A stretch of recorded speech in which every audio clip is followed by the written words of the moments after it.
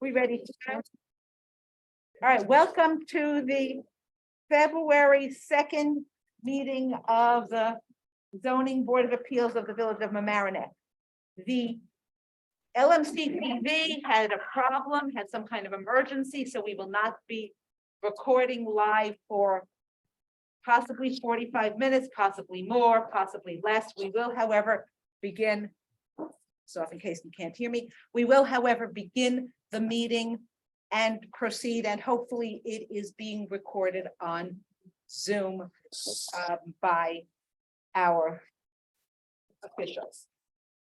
All right, tonight's meeting, before we begin with the agenda, I do want to say something. I understand from David and maybe somebody else that they cannot make the meeting next Thursday evening. So question, Brittany, do we have another time? Is there another day? I remember we talked about this and this was the only day. I don't, in February, that was the only time. Okay, What so about, that means we're gonna have to do this in March.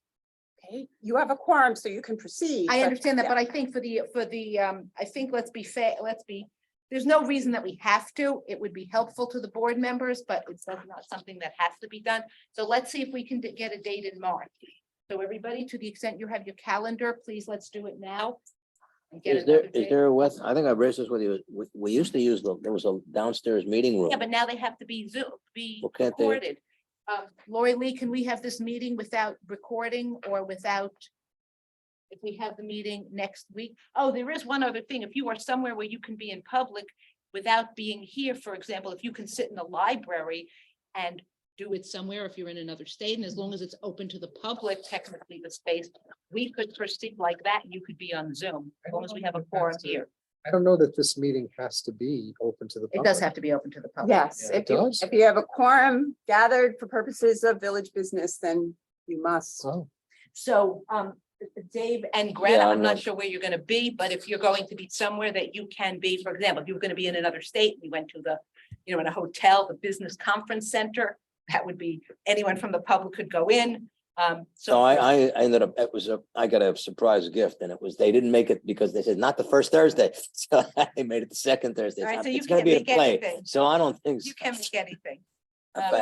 I'm gonna be in travel. Okay, so then what do we have in March, Brittany? Actually, I take it back. Hold on, I'm checking the village calendar. I think the 16th is open. I'm not here. Okay. Anybody on the board have? Yeah, I'm not here. 16th. Thursday, they're all Thursdays. No. Yeah, I can't do that if you do You it. can't do it? No, I can, I'll be away. Well, can you from the- find a room somewhere that you can be open to the public and join from No, I'll be Zoom? out of the country. 16. Well, you could, the Zoom works in, Yeah, no one's gonna go there. The 9th or 16th of March is open for the courtroom. all right, so 9th or 16th of March. Both days are good for me. Okay. I would It's prefer good the for me. 16th because then we don't have two meet weeks in a row, but board members. I have 16th, I have that available. 16th is available. Yeah, I think I could. 16, it's before St. Patty's, so it's okay with me. Erev St. Patty's, Yeah,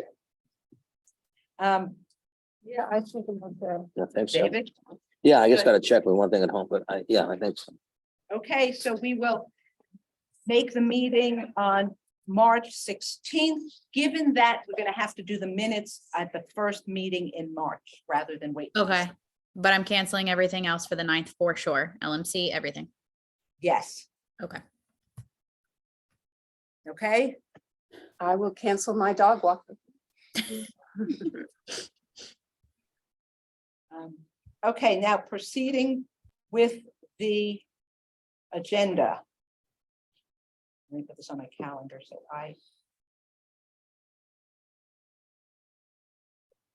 Okay, the first item on the agenda, these are all closed applications, is 21 SP 22-370 Mamaroneck Avenue. Special permit.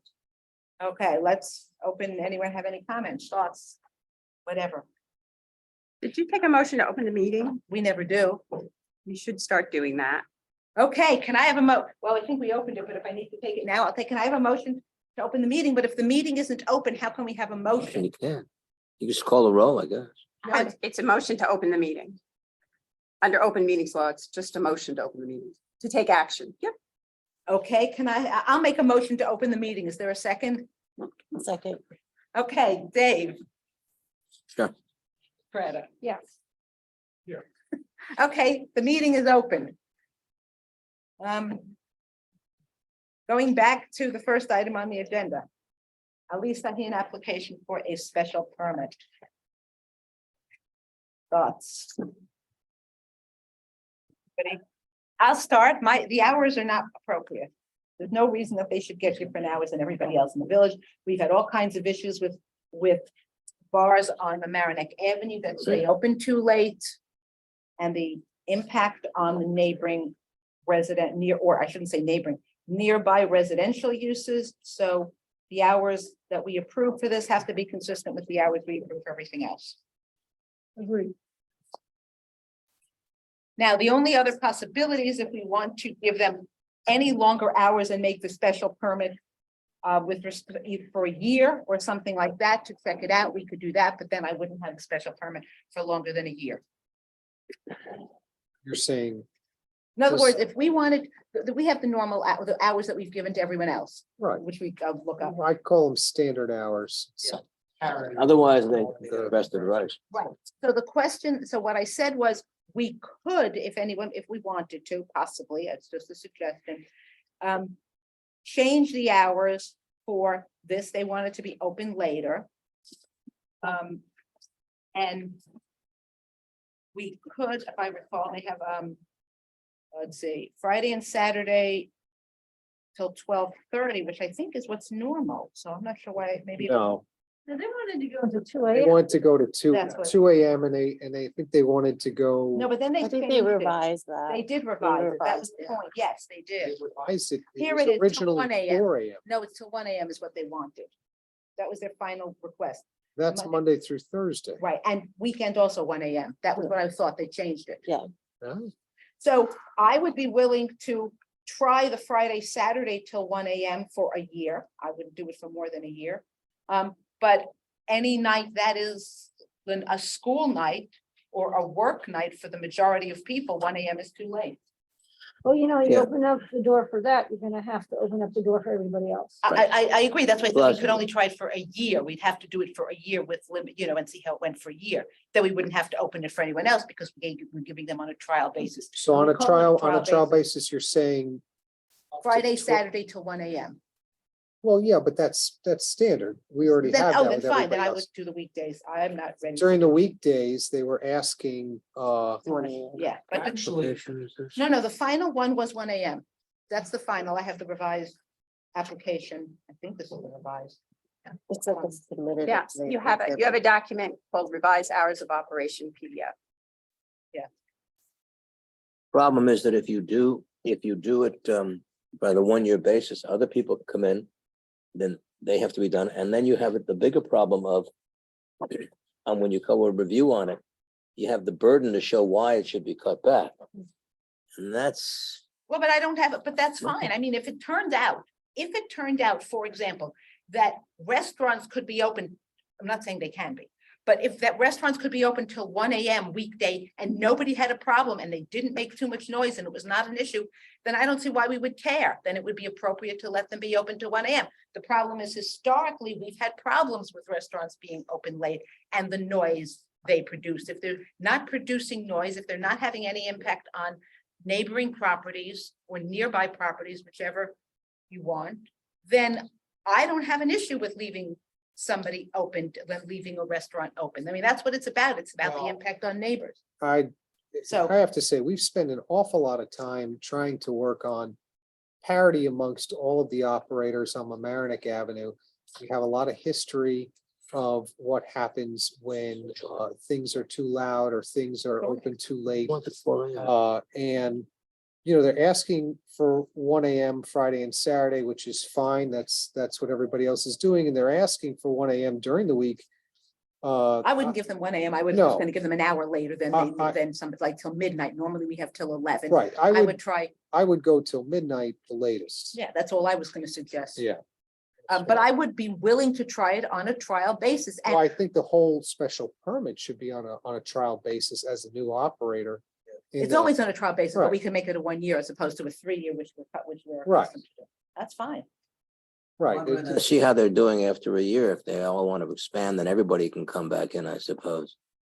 And I think if anyone else comes in that year, we say we've given it to one on a specifically trial experimental basis, and we're not going to give anyone else beyond those hours unless and until we see how Well, this you, works. you can also have a little bit of the balancing in there, in the fact that they do not have residential apartments above or adjacent. But the problem is we've discovered, that is not the key. The key isn't whether it's above or adjacent. The key is if it's nearby. I mean, the biggest problem came from a project, from a residential development that was across the street from a use. So in this Yeah. case, it wouldn't have. That was the time we had the biggest problem was an across the street situation. So I don't want to say it's just, if you don't have residential above or next door, then Yeah. you can do it because there are residents further up, further down Mamaroneck Avenue. Yeah, I mean, that's exact, I put down trial period, and just to see how things are. Of course, with all the other standard Right. restrictions in terms of live music, no amplification, of live music in the closed, closing the doors and the windows and all of those other items that we always put in. So Brian, what are you suggesting during the week? I wouldn't go past 12. Closing or for service? No, closing, everybody out. Just And like regular hours for others, or what's the standard hours? 11 usually on I weekdays. think it's typically around 11. It's 11. And it's 1 AM on weekends, the Yeah. standard? Yes.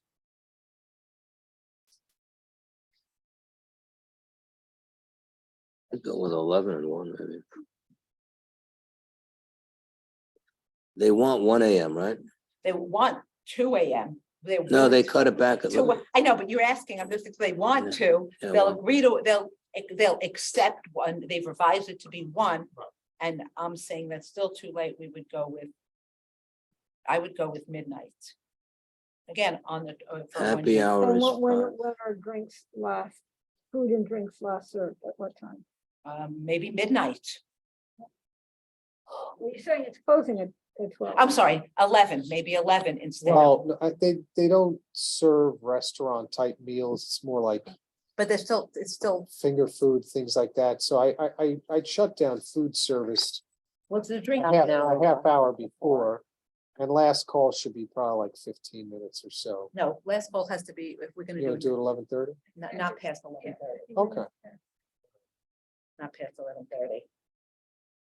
I think that's, given the time we've spent trying to standardize the hours, I think we're opening the door to something new. I'm not sure. This was this is a compelling application. It's a new application. It wasn't particularly compelling why they should have something different from everybody else. Especially since they're new. I mean, I think if you're gonna do this, then we're basically changing our standard hours. I don't think, I and- think so. but yeah, but as I say, if it turned out that the normal course midnight worked, then I don't see any reason why we shouldn't let it be midnight. I mean, the reason we cut it back from the one that had the real problem was because it was having a terrible impact on neighbors. We didn't cut it back because we thought, gee, this is a good hour. We cut it back because we really thought it had an impact, and we knew it had an impact. If it doesn't have an impact, there's no reason to cut it back. But have we ever had a circumstance where it hasn't been an impact? Yeah, because a lot of them we don't know, a lot of the restaurants are open. We've never had this kind of a bar. Places that are there without places special open permits operate whenever, as long as late as they want. It's only the newer restaurants that have special permits that, there are restaurants on Mamaroneck Avenue that have no special permits, that have been pre-existing and have probably been there for years. I think that if you start going later, everybody has to go later. They're all gonna end up going later. You can have a rough time saying no to somebody. I'm not. This is their first time. I'd hold them to the standard and then see where it stands in a year. Yeah. But do what you- And especially because this is really primarily Yeah, a bar. with the DJ on the night. I understand that. To me, it's all about the impact, not what they're doing. Yeah, but- so I think, it's actually more likely there's gonna be a impact in terms of noise with a bar than with primarily a food establishment. Historically, where we've seen problems, that there's one scenario that I am hearing, is that just one bar type It was restaurant? a restaurant, it was a It restaurant. was a restaurant? 'Cause I'm It was a just- restaurant with a bar. What, it was there? The one that had the biggest problem. Oh, right, was, Was the yeah, Molly's. Molly's Filet. Place. And they were a restaurant with a bar, big bar crowd, but it was an absolute restaurant. The outside was, yeah. I guess if we're not really seeing the issue in other type bars going to 11, then I would. We certainly see haven't maybe had a doing problem with midnight, going to 11. And I wouldn't see midnight if we're not hearing any issues being necessarily a problem. So I'm sorry, you have to. Oh, sorry, then I wouldn't necessarily see having it be at the cutoff at midnight during the week and having a special permit for a year, if it's really just been one particular instance. Not during the week. But if Well, it's I think that there have been more than one incident. We had another restaurant turned more barish over the past couple of years, which had some violations for just non-compliance, not, I don't think they were shutting down within their hours. Somebody said there were people dancing on the table. I think David said something like that. And actually in that case, we specifically did not Right, extend their because they- hours. Because they had And they- problems. And they had asked for extended hours, so now here we're bringing somebody in who's an unknown to the village. We don't know, really how tight they're gonna be with their business. So I mean, I definitely see both sides of it, but I think I am leaning towards maintaining the standard hours, at least. And if you want to do on a temporary then- basis, then you give the special permit Yeah, on a temporary basis under the standard hours. There's no reason then to give a temporary basis, then we give them for the 3 years, and if they decide that they want If they to decide, then they can come amend, back then they early. can come Yeah. back and amend the Yeah. special permit early, and then we can consider the extended. Well, then let extended them prove hours. their business before we start giving them more hours than anybody else. Okay. Okay, somebody want to make a motion? To approve? And then what, don't we have to do a resolution first? Well, no, I'm sorry, you're right. So you're right. Sorry, I forgot we didn't have a resolution. Okay, so we're gonna approve it with the standard hours. I don't know what that is. I'm Oh, sorry. so it's 11 o'clock. Were these the same as the Yes, organization down the street that you voted on at the last time? yes. Okay, and are you going to control the minutia, or are you just going to say? No, we control All the- patrons need to be out, or are you gonna detail when the last? All of it, because Yeah, because we found the problem came up with, wasn't as simply as the restaurant closes because if they're serving, it wasn't, it was a All problem. patrons have to leave by a certain hour. yeah, So- it should be the same format Okay, as the last one, same thing with the windows closing and all of those other types of things. And I actually think a lot of that is outlined in the Cuddy and. About amplified music on the inside. 1117, They can have amplified music inside, but the doors have to be closed if there's amplified music, as we always require. right. So the standard, Now, they said they weren't gonna do the upstairs as an apartment. correct, it's gonna That's be what an they said. office. Well, No, they can do what they want with their upstairs. It's not a variance related to the upstairs. Well, you just said before, if there's people not living there. I said it doesn't matter, to me, it we're doesn't not matter. making this. We haven't asked in every other case where who's living upstairs. We haven't conditioned anything on the upstairs. There's nobody upstairs now. If somebody wants to move into that space, knowing that there's this Priority restaurant will, slash yeah. bar out there, that's up to them. They can move in. We're not, I also think Dave missed the part where, and Brittany, you can correct me if I'm wrong. But there were building permits issued and they have No. in fact, There are applications for a few story addition above that space that is. in the- no, before that, they actually did some work to refurbish the Yes, current yes, structure as offices, correct? I don't know of offices. I don't know that answer. It would be on the parcel history. Let me pull it up. Hold on one second. But there's nobody living there now. Therefore, anybody who moves in would be aware that there's a restaurant downstairs. And if they were willing to go, then it's not up to us to protect residents that aren't there yet. Right. I was just trying to fill in I mean, particular residents in a particular the location. history for. Yeah.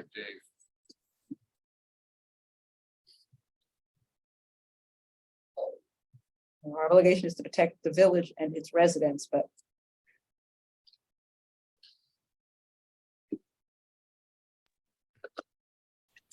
Um,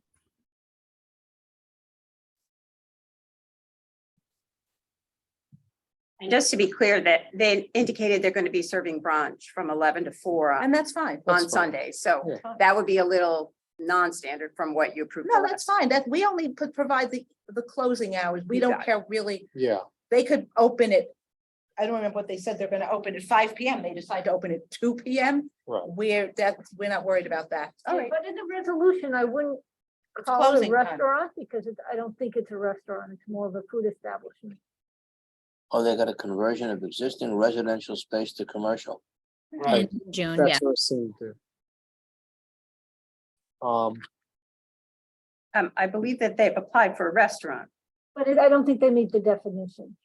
The problem is our code doesn't really define the uses that are actually in existence.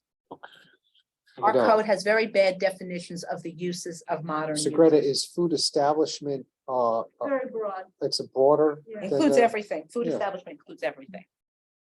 Well, they've applied for a But again, cabaret remember, it could have license. a building code can define it as a restaurant, but the zoning code can define it as something else. They're not necessarily the same. Yeah, So. They gave us a floor plan though, with the seating, Yeah. correct? Mhm. Here it is. But yeah, essentially the revenue is They've gonna. applied for a special permit to operate a new restaurant. So what you're saying is they don't qualify as a restaurant, that you're going to give them, The definition within our code of. so you're going to give them a special permit to do what? Food service establishment. But I'm most of sorry. it's not. food service establishment. Food service, okay, food service. yeah.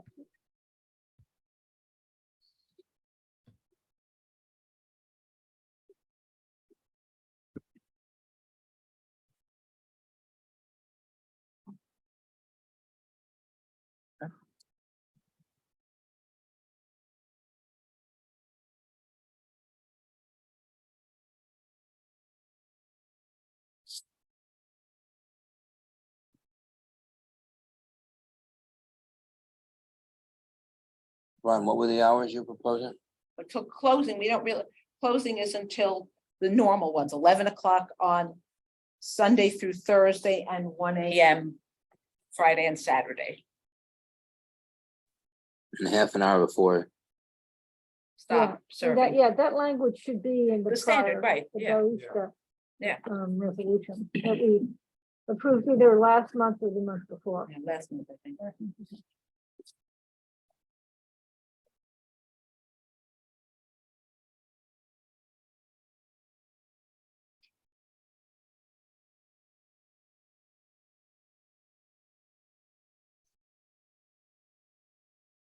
Okay, anybody else have any?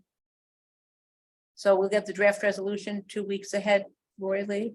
Yes, Okay. Great. I'll gather all the whereases. Okay, the next item on the agenda is application 25 SP 22 805 Mamaroneck Avenue. It's a renewal of the special permit for CBS. Anyone have any comments? I have none. none. Well, I think we should make it, open-ended. It should be It would be, indefinite. yeah. Yeah.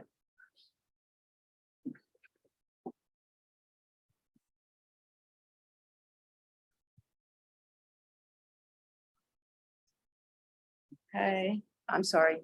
the same terms as on the same terms as the prior. So if you find the prior resolution, be all the same terms. With the exception of take out the time limit. That's 3 years. of- Now, I, Just, it'll be indefinite, okay? That's fine with me.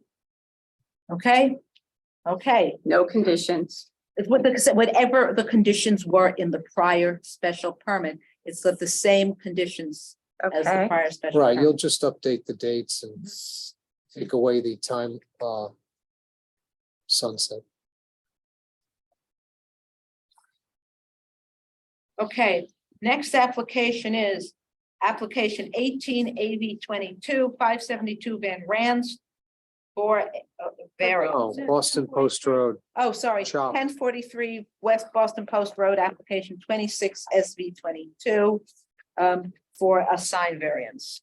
actually, on the agenda, it states that the variance is to install an additional freestanding sign for Chopped. I believe that that's incorrect. Well, it's not technically correct, but that's how it's worded in the. Right, so what they want to do is they want to change an existing sign. Well, but the existing sign is an existing sign. It was a former sign because the premises have been closed. The structure was there, but there's no business there, so there's no sign there. It's not grandfathered in, so it's in addition to the one they currently have on the building applied Right, for. So but an it's addition. not, but it's not an additional freestanding sign. It's an additional sign that is freestanding. Yeah. Right.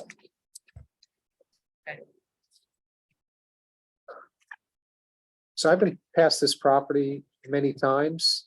What they're proposing is very similar to the neighboring property, the motel sign. As a matter of fact, the motel has two such signs, similar in dimension to what they're asking for.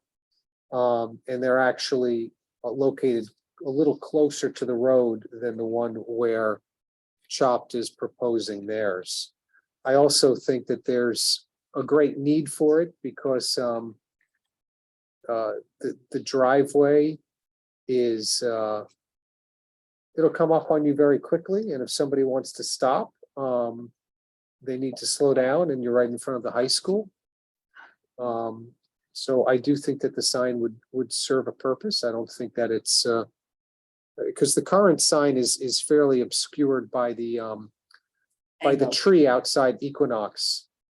And by the angle of the. And by the angle. So I think because it's similar to, what's there at the neighboring property and the fact that you're on a busy street across from the high school, I do think that it's a positive thing to put in place.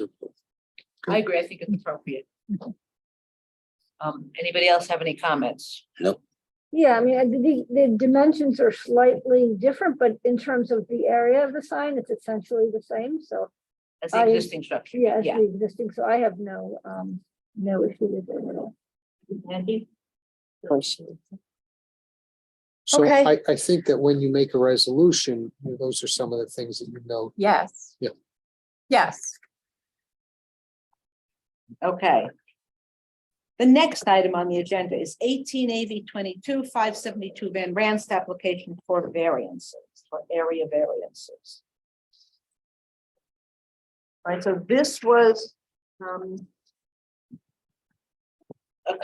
demolishing a completely non-flood resistant property and building a flood safe to the extent possible residential building, which I think is key and to why we should approve this. It was designed in a way in conformance with FEMA laws, with the flood zone regulations.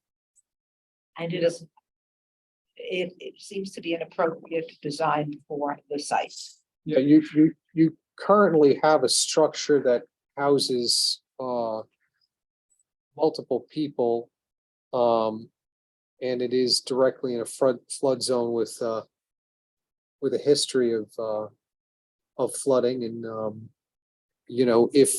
if something else is not put there, that structure will stay there, which is, I think a direct threat to not only the people who live there, but the environment and even our emergency service people. So this building does try to solve those issues. And not only that, the variances they're requesting, most of the variances, and I think we should go through them, were only being asked for because other boards from the village have dictated certain safety terms to make those necessary, like the offloading platform. That's why they need a side yard variance. I mean, I think some of the variances they're asking for are large. Well, The they- minimum usable open space per dwelling unit is in fact quite a large variance, but I think given the facts, it's a small lot. The economic feasibility of building on such a small lot in a flood appropriate manner. It's across the street from the park, so there are really usable open space. There is a landscaped roof. I think all of these factors go into the balancing test, which while it is a large number, I think it won't have an impact. We did ask them for an economic feasibility study, which they did provide to us, that showed us the extra expense of creating a green building off the grid to these standards on a small non-conforming lot required more residential spaces, which is what caused the not having, enough open space. Well, we don't really know exactly what caused it. If they hadn't built this one, they might still have needed it, depending on how they designed it, but I think it was a factor. Well, it's an Yeah. impact, Mhm. because if the open space is a proportion to the amount of apartments. So the reason why that's larger is explained, is what I'm trying to say. I think it's all the factors. The fact that they need Yeah. it for economic feasibility might not be enough if it wasn't across the street, if they didn't have a landscape group, if they didn't have various other factors that allowed for the presence of open space on or immediately near the property. Want to go through the list of variances We can go so through, we can make sure we know? right here. Those are variances? he doesn't mean that, he means the zoning code requirements. They used to have a list that printed out. Oh, I think I have it. I don't carry it anymore, that we do.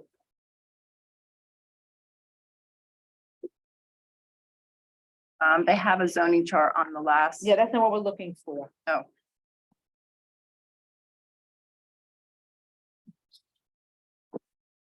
Actually, I know where it is. It's in the application. We have to sign the first application. I have it. This is what you're looking for. Perfect. Thank you. All right, so the First one is coverage. whether the benefit can be achieved by other means feasible to the applicant. And what we determined was no, for the variety of reasons, because of the economic feasibility, because of the fact that it is a small lot, and because of the requests of the planning board with respect to the platform. The platform, Was that the planning board or the Harbor Coastal? well, it was planning, Or, but I yeah, it don't was know. planning, and then it still has to go to Harbor Coastal? I was planning to, but. Then by another board, by another By- village yeah, board to by- make it. yeah. Kristen, can you Another village land use we board. have the applicant's attorney here? Can you indicate which of the boards required that offloading platform to be in the side yard? Both the planning board and the Harbor Coastal Commission is part of the coordinated review process. We had to appear once before Harbor Coastal. They actually brought it up and suggested it, and then the planning board. We're all right. Thank you. All right. We're all right. We're all right. All right. All right, all right, all right. Whether there will be an undesirable change in the neighborhood character, no, in fact, there will be a benefit to the neighborhood character. The building will be much more attractive than the existing building and will Well, I, solve the problem of, will be much more helpful to the Well, flood. it'll be more flooding. dense, so. Well, it won't be more aesthetically- dense, there's more Well, people but it's- living there than now than there might be. We don't know how Well, many, there's a lot. but in of people terms of living there. character of the neighborhood, because it's gonna mirror the neighbor, it'll be really more uniformity, conformity with what exists next door. But I think that's part, I focus on the safety factor. that's what I said, Oh, and yeah, I think and- both. yeah, and- both. Mhm. I just wanted to mention that because, you're not going up higher, you're not going, No, you're not going the same close to the size. street, it's the development, it literally is mirroring what's existing on the neighboring property, and I think it's It's just part of relevance to the character of the neighborhood. And yes, I think safety is absolutely the most paramount part of this.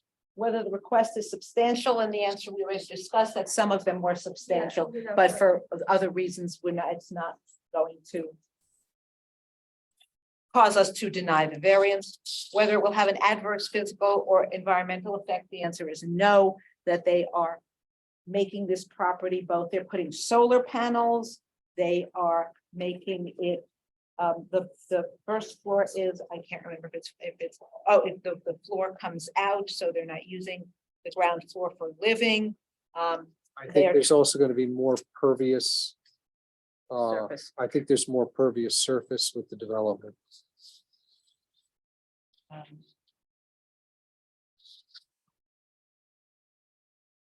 And it is self-created because they are designing a building in a way to deal with, to mitigate the problem or minimize the impact of any flooding. Right. Anything else? Anything else? Okay, Yeah, but we should definitely try to make all those reasons tight because Yeah. the various are substantial. some of them are, right. Well, so yeah, some of them are.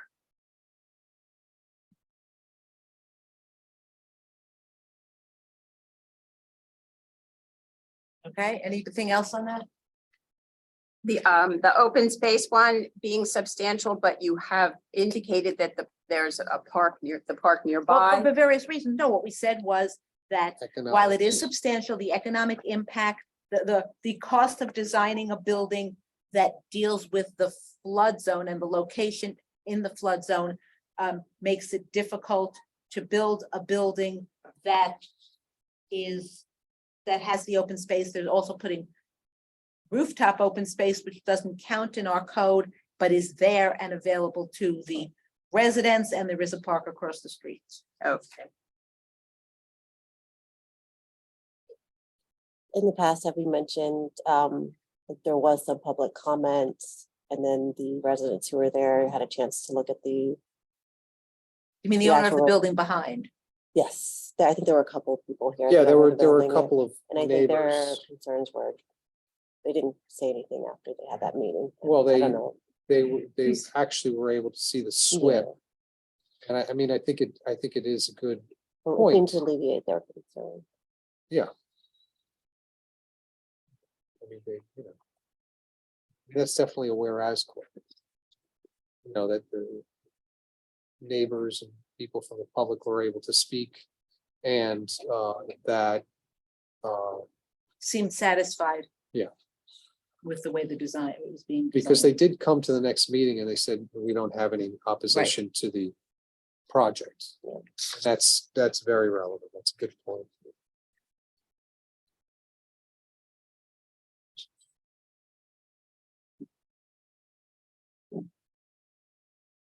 Okay, anything else?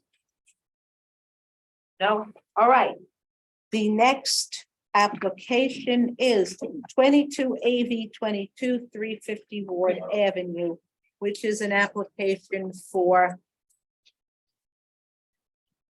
a variance. So it actually doesn't say that.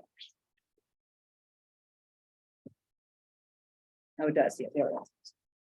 For parking spaces.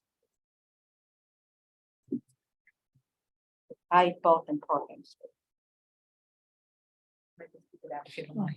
Thanks. We have to do it again.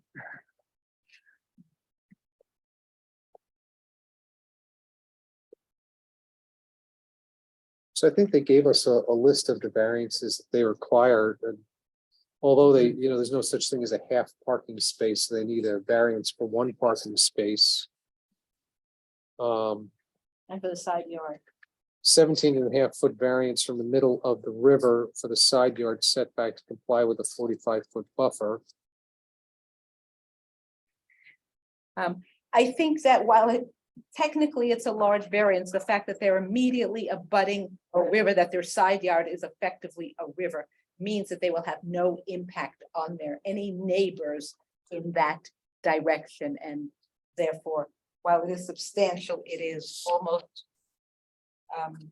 it's almost meaningless in a sense, in that it will have no effect on anyone. No, it won't, and actually what they're asking for, the additional floor above the existing floor, Well, they The- weren't building. they're building a second floor. Oh, right. That's why we're right. doing it. They're not actually Yeah, yeah, changing right. the property line. They're just adding bulk into. But we the- always count that as. I understand, but that's why we're doing the variance. What I'm trying to say is that the building that has recently been built within the past couple of years, immediately in back of the property, which is in back of Mamaroneck Avenue, it's a tall apartment building which towers over their structure. By them putting on a second floor, I think it's gonna have literally no impact. Given the fact that, their most immediate neighbor adjacent to them, right in back of the property, Right, is already taller than they are and will continue to be taller, well, their most immediate neighbor is the one right next door. which has a second Which is the story. same, right. which has So that's gonna be yeah. exactly the same, and it's Right. the same owner of the property. Mhm. So I just don't think it's gonna have an impact on anybody, negative impact. Oh, right, but the variances, which are side yard and parking, the side yard is again, in a sense, not technically significant, but practically completely irrelevant. It's technically substantial, Right. but, using the balancing test. Yeah. There are a lot of reasons why. But even without the balancing test, while it's technically substantial. Yeah, because it's the same footprint. Well, no, I wasn't thinking that. I'm thinking it's technically substantial, but it is next to a river. There are no properties Right. next to them, and therefore that makes the fact that they are quite Well, distant from their neighboring property. I wouldn't set that standard because they might be in somebody's view shed. I don't think it's relevant here because there's already a two-story structure to the side of them and on the other side of them, but I don't want to set a precedent in the future where if somebody's on the other side of a river and somebody has a ranch house and wants to go up 2-3 stories. I think just for this particular case, and I do think it's part of the balancing test, this would have no I impact. have a very real problem with talking about anybody's view shed. The point of the 45 foot is not for, I'm not sure, I don't know that it's a view shed or not. We generally don't protect views in the village and have no legal right to a view. And I don't want to start saying we are worried about somebody's view. Oh, I mean, I wouldn't say that in this application. I'm just saying that instead of in a blanket saying that, this is not whatever, I think it is part of a balancing test that, because of the specific circumstances of this property, it really won't have any impact on, negative impact on it. We don't necessarily have to go beyond. Well, that's fine, but Yeah. it's not just that there's a tall building behind them, I think. No. I mean, so it's I think there's much more here than just that. Yes. Okay, and with respect to the parking space.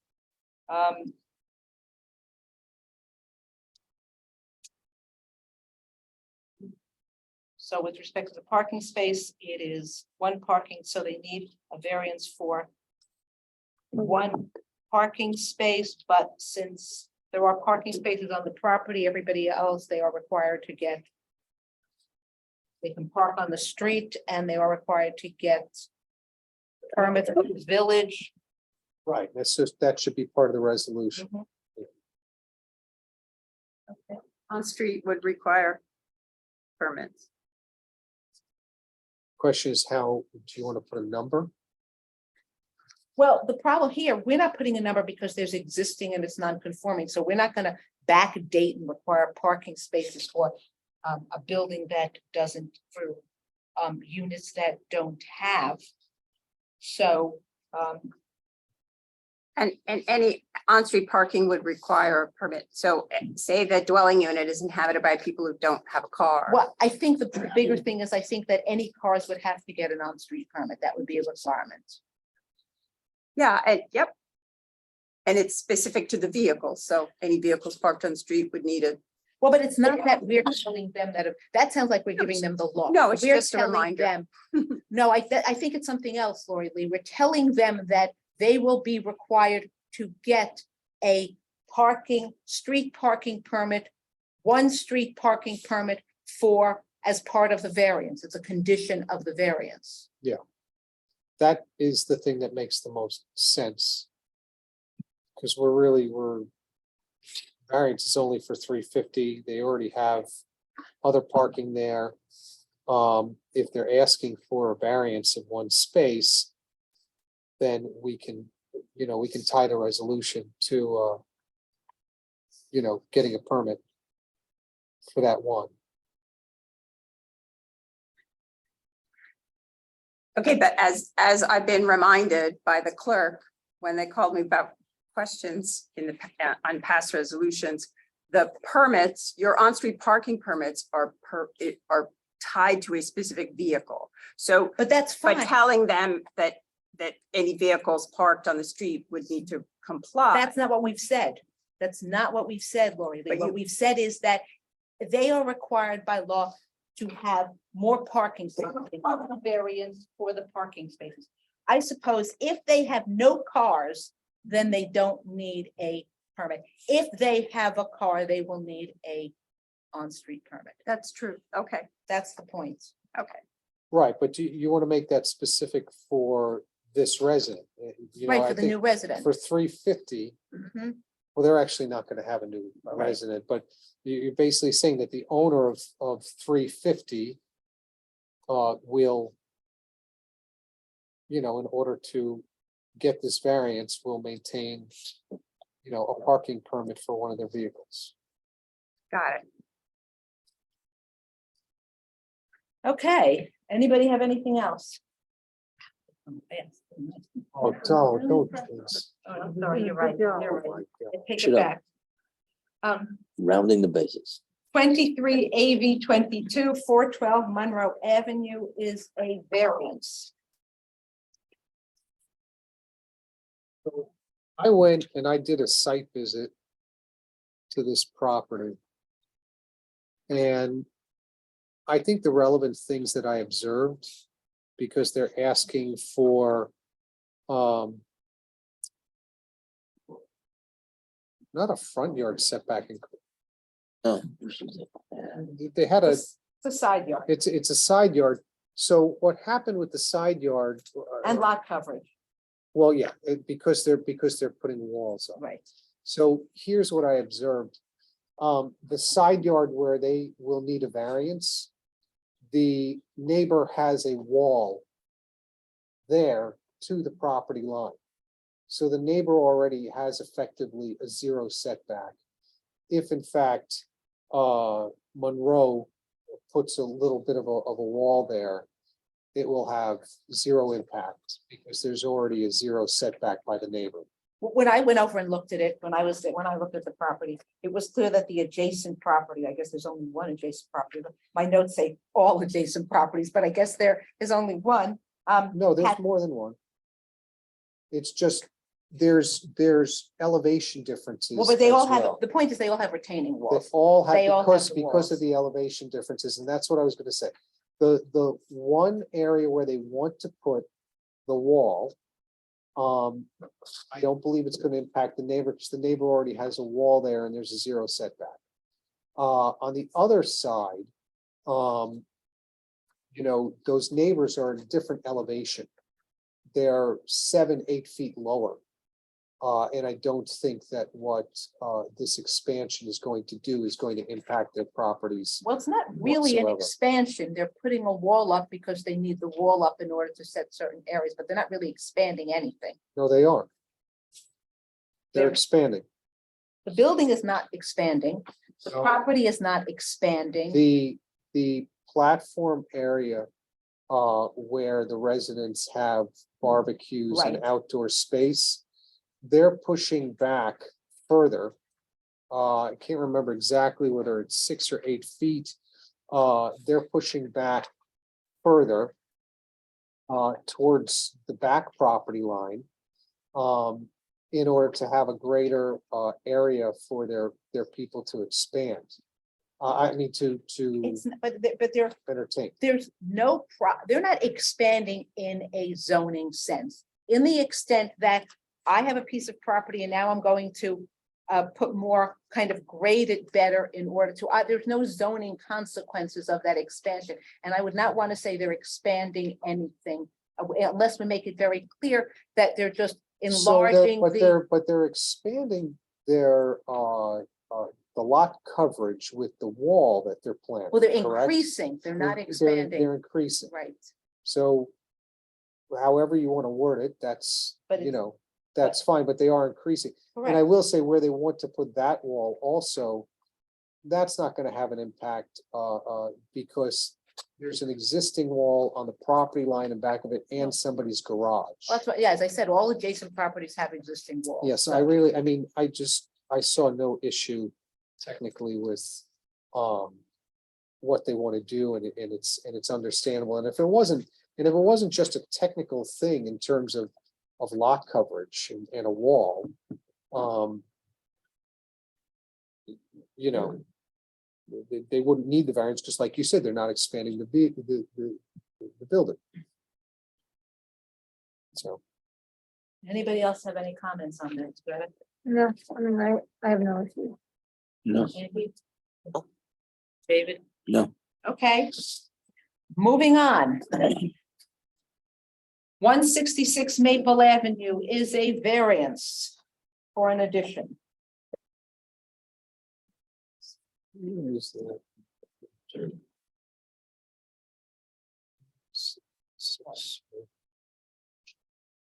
So this.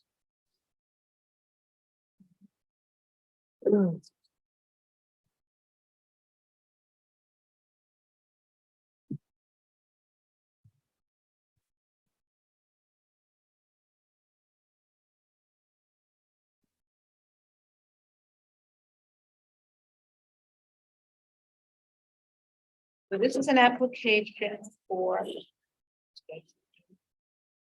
Well, they're gonna bump out their landing in front, if I remember correctly, a little Yeah, I'm bit just to trying accommodate, pull up the addition, right? They are putting well, a to fence. redo their staircase and have the. An agenda? Functional. Well, they're doing two things. They're also putting Oh, an addition on the side, which is, Yeah, I'm looking at it today. Right. which is and I putting an don't- addition I on don't the have- side. I don't have- And the variance which they need, sorry, the zoning analysis, they need a variance for front yard. That's because they're building it out a little bit better than it was. And for architectural features, against the same thing. So they're improving the way the access to the building by putting this new stair entrance, rebuilding the front entrance, which, as I recall, that was the goal. These are, and while the numbers are large, the variance is the requirement is 20 feet, and their front yard is going to be 14.5 feet, but that's extending, but they already have a non-complying condition Right, that's what I had wanted to in mention. the front yard, and they're redesigning it in order to make the access better, and I think that's it's not inconsistent with the neighboring properties. There's nothing there that made it look particularly out of, would make this out of character with the surrounding building.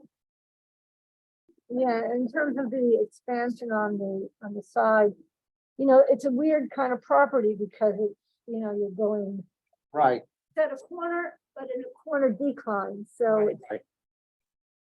it's kind of hard to expand on that property without encroaching on some. Right, but I Given don't, the shape of the property. Yeah. but I don't think that will have, because of the elevation difference, I don't think it's gonna impact the property Right. down the hill. Absolutely. But it is relevant to why it's an appropriate variance. Oh, yes, it's relevant to appropriate variance. Yeah, Okay, anybody have any,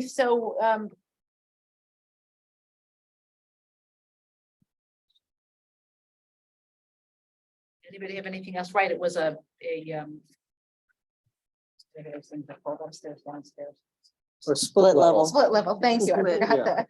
Split level. And that's why they needed to redesign it to make the entrance work better, and I thought it Right. was reasonable.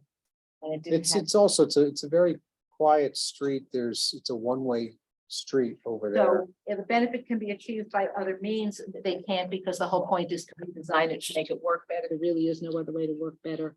It will not be an undesirable change to the neighborhood, given the location on a one-way street at the corner and then and at elevation. an elevation. Yeah. The request is substantial, not really substantial. It's not minor. But I couldn't figure out, it's for, the requirement is 20 feet. They're gonna have a 14.5-foot variance for the front yard. I also want to point out that there are no neighbors immediately across the street. By the time you get to that house, there's no house right across the street. that's right. It's just open land, or I think somebody had put like a But you know, gravel driveway about the there. front, what's the existing? More. It said more, but I'm not quite sure why we didn't, I really don't think we focused on that before. The design looks like there was less, but with the It's a numbers they non- put it's in. Pre-existing non-conforming. What I thought, but it doesn't actually say that in the, Well, that's why it sounded kind of confusing. yeah, so I don't know. I don't know the answer to that one. I only know the answer to the second one, which is Okay. what they need. All So right, we don't know. so we'll say it's substantial, but we have these other balancing factors. Okay. Whether the request will have an adverse physical or environmental effect, it will not. There's no indication that it's going to affect any environmental condition, and self-created button, not relevant. Okay. Well, Okay, again, self-created, but they're trying to make an improvement to an existing impediment to entry. okay. The next item is 416 Waverly Avenue. And we have two items tonight. We have the findings statement. And we have so we have a finding statement and we have a resolution adopting the findings. So we have two resolutions. I think we should go through the finding statement first. Did you all get a chance to look at it? It's many pages. Yeah, I did not have a chat. I got home late last night from out of town. I have a question, but you, on the January 5th resolution, was that ever adopted? If you recall, which I had to be Yeah. reminded of Okay. because I didn't remember either. What happened on January 5th is she had sent a resolution that immediately before Right. the meeting, none of us had looked at it. Right. And then at the meeting, we went through it. Line by line by line. And then you adopted it as revised. Okay, did you send it to us? The final resolution? It's before the chair for signature, Okay, because it was voted on. We voted on the one that said that we asked the office to prepare findings. No, this is. That's the January 5 one.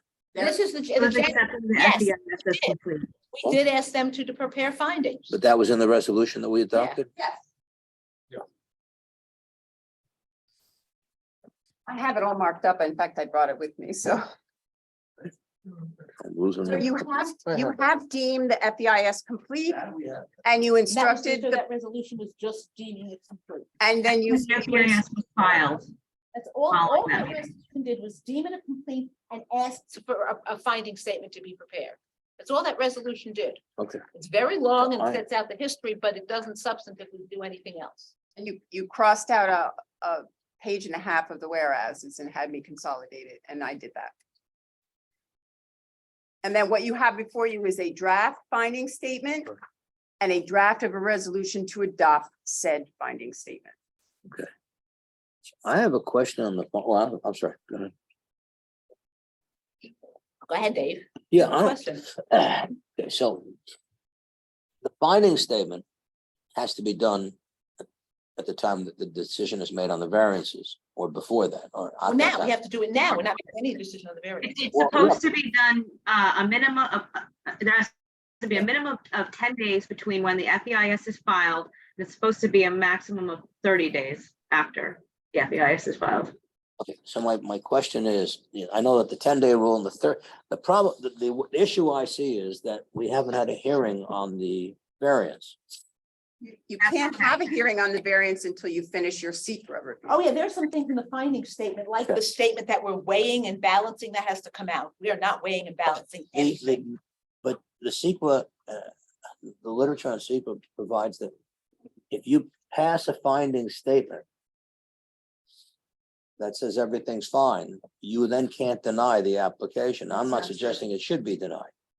And it does say that you have to have, everything I've read, you have to have the finding statement made at the time that you're making a decision, because that's what guides your decision. And I took a look at the latest handbook that HPEC puts out, and they said the same thing. If you make a finding statement that says everything's fine and consistent, you can't, then it's pretty much you've leapfrogged into saying the variances are granted, which may or may not be fine. What I have trouble with is we've never noticed the variances. We haven't heard the variance. I understand that, but well, I don't agree with you. I think you can. You can, once you've accepted the FEIS, the only requirement under the statute and the regs is that before, as I understand, before you go forward, before you adopt, you have to adopt either contemporaneously or at that time your findings, because that's other agencies, every agency has to do a finding statement, correct? Anybody with an approval or a permit or an authority with jurisdiction has to adopt its own finding. Right. And they can simply re-adopt your findings because you're the lead agency. They can. They can follow, I guess they can. Okay, well, the only issue I have is that, and I didn't pull any cases up to waste my time. I didn't do any of that. That's not my function, but it's basically that. Yeah, it's the findings, even on the secret statement is a written statement following acceptance of the FEIS that determines the secret requirements, okay? And a positive finding statement means that after consideration of the final EIS, the project action can be approved, and the action chosen is one that minimizes or avoids the environmental impacts. And the corollary is that if it's not, then you have to make a negative. I'm just surprised that this is sort of saying, okay, we have no issue with it environmentally. So then, from We what could, I've for read, example, decide, but we could, for example, Yeah. decide that it sets a precedent that this building is too big and we have never approved a variance of this size. okay, And that would be completely consistent with determining there's no environmental impact and yet of denying it for that reason. We could also say that when we balance, because this is not a balancing test, this is not a weighing test. This is, we're looking at the impact and we're saying, yes, there's really no impact on the flooding zone and there's really no impact on this. But when we look at whatever else, and there's actually problems with this, there are some substantive problems with this finding statement that we need to change so that it does not predetermine our variance. Great, so why don't, therefore you can't, so I'd therefore. like to make one clarification that seeker does allow you to weigh and balance the impacts. You can, for example, find that a project may have natural resources impact, but the economic benefits of the project outweigh that concern. And it does allow you to make a positive findings for a project. That's just a generic example, not specific to this project. But we haven't done that, right? Well, right. So you have the FEIS, which reaches certain conclusions. The board voted on it. This finding statement reflects the conclusions that were presented in the FEIS. Certainly, we can make adjustments to it based on your comments tonight. Yeah, that's what we're gonna have to do. So in other words, though, if we pass the finding statement, if we give it a positive an affirmative one, then basically any denial cannot be based upon environmental grounds. Well, I don't know. Again, maybe, I No, don't know that's the fine. answer to that. I mean, I have not done Well- case, I haven't done any research on this. I haven't looked at anything. You need to adopt a finding statement to finish your obligation as a lead agency under secret. Then you proceed to notify your hearing and to hear and assist you with the balancing. All of your determinations are the variances. Is it the minimum variance necessary to accommodate what's being, all of that stuff is still done. Right, we could still determine, for example, it's not the minimum variance that regardless of the fact that their alternatives didn't work for them, that's what we've determined. Their alternative didn't work for them. We can say, well, we know that from your perspective, none of the alternatives which were less work for you, but that doesn't mean we have to approve those. So I said, so No, basically it no, has to be. You're adopting, you have already adopted an FEIS, an entire EIS that determines that you've taken a hard look at all of the factors having to do with the environment. And you are, in fact, that is your document. You're adopting this as your document. It's not in the opinion of the applicant that they've looked at all the Right, but that's not alternatives. the same thing. But you're saying this alternative is your No, preferred alternative. We are not saying that, and that's not what the FEIS says. What the FEIS says is we have considered alternatives and we recognize that for them, not for us, but for their purposes, this is the best alternative. We are not saying that for our purposes, the village purposes, this is the best. And if we are saying that, then we have a big problem because we haven't considered whether or not we think that it's the minimum, but there's nothing in the there's nothing in the FEIS that requires us to say, this is what we think is the appropriate. We've never said this is appropriate. We've said that, remember that the alternatives are what they consider for you. Do not have to, when you're considering alternatives, you do not have to consider something unworkable. Not unworkable for the village. Workable for the village would be to build a 2-story building here that was an industrial use. That was a I don't know what, but there would be something else. That would be the best alternative for the village. But you didn't But- study that alternative. But it doesn't matter whether we study that alternative. It's the applicants saying, I have considered these 5 alternatives. Or even the village has considered these 5 alternatives. That's what you're And saying. given what the applicant wants to do, and given that they cannot accommodate what they want to do, not what the village wants on this site, but what they want to do. That's what the law says. They do not have to consider something that will not serve their purposes. An example, I can give you an example from another project. A university in New York City wanted to get a variance didn't want to get a variance. It did a rezoning for 5 blocks. It did not have to consider a proposal that would only give them half of the floor area that would allow them to build their school. That doesn't mean that the city of New York determined that that is the best use of that site, or the city could have still denied the rezoning. It was only saying that given the alternatives that would work for the applicant, we recognize that this alternative is the best. And if that is wrong, then we were given erroneous information and we had a completely wrong FEIS, and the FEIS is wrong. If you're telling us now that that is wrong, that in fact, the alternatives are something we're supposed to consider for what we want, which I do not agree is the law, then we have to think about this, and we will not be adopting any finding statement. But I today. think what you need to do is go through the finding statement and adjust it to reflect the conclusions you reach. Correct. You certified in your this is for purposes of certifying that you've taken the hard look, you've reviewed all the alternatives, blah, blah, blah, including the no action alternative. And you've been guided by your planner, who has reviewed the paperwork prepared by the applicant on your behalf. So Correct.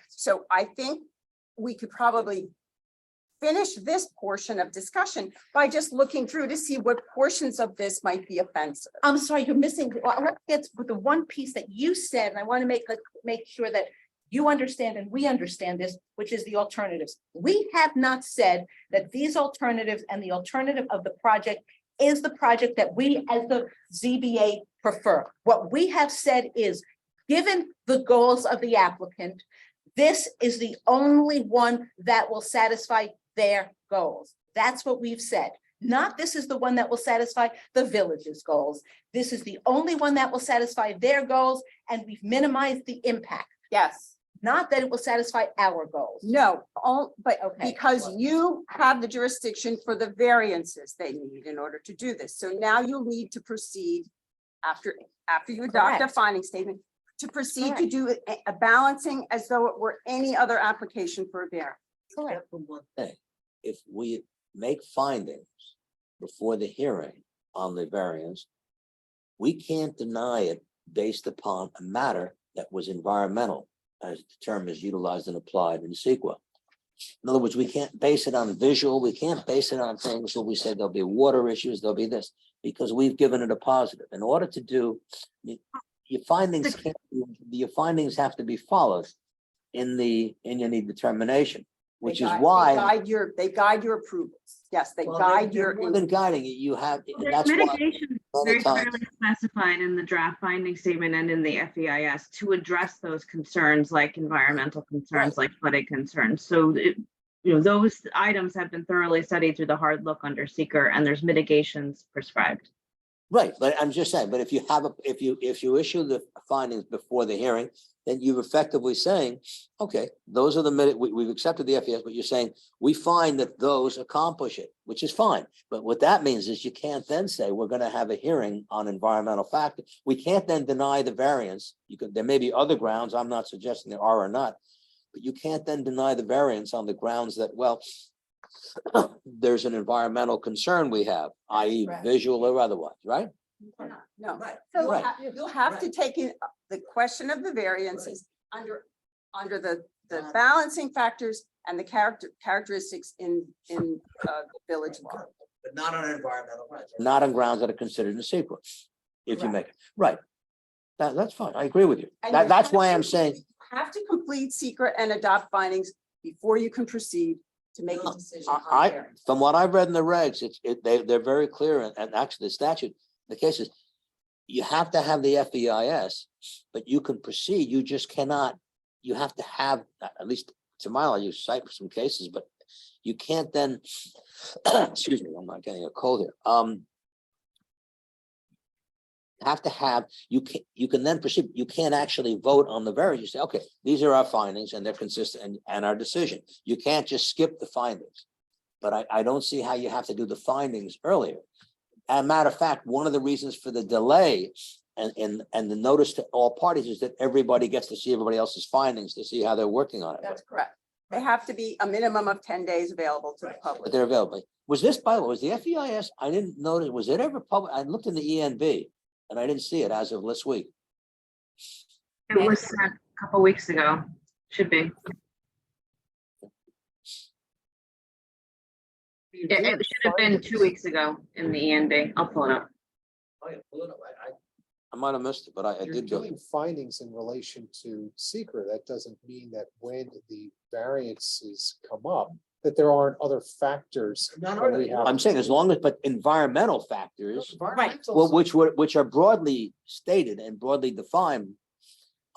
Just to see, you understand, you can't then say, well, Correct. Right. We couldn't You wanna- find here We need to be that we consistent. couldn't deny the variance because Of it would visual, cause of- flooding. Because we've flooding, already. right, decided exactly. Based on the, on the. If the- FEIS, there Well, wasn't not on the any FES, flooding but on the impact. findings, because the Well, but findings if go. the FEIS did the analysis, we can't, right, we're making the findings based on the analysis in the FEIS, and the FEIS showed that when they build a building and do what they're planning to do and do the particular mitigation factor elements that they're doing, that there will be no impact on flooding, right? That's what the Right, FEIS so showed. we do need to So go we couldn't through this, deny it this for- finding Correct. statement, and we all have to be, well, not we all, but we should all consider each and every line to ensure that it's consistent with what we want. Otherwise, it needs to be discussed.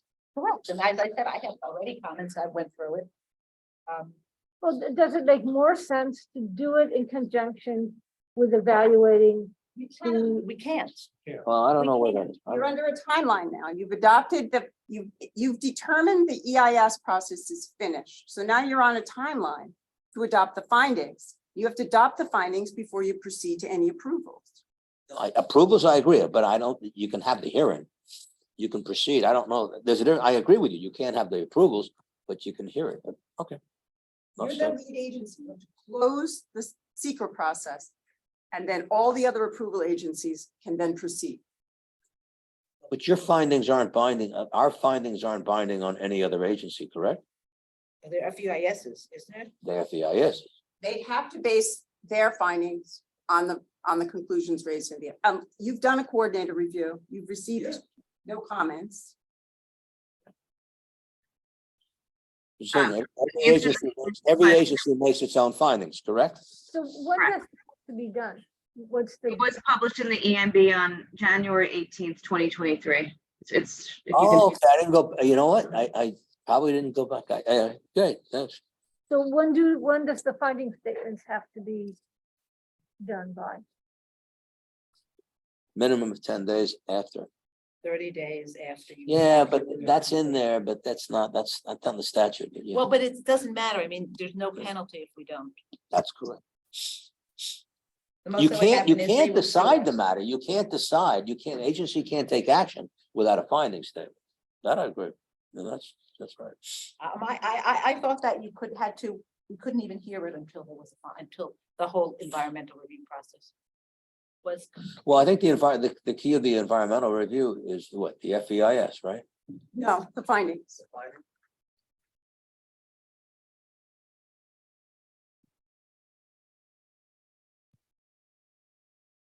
Oh, my.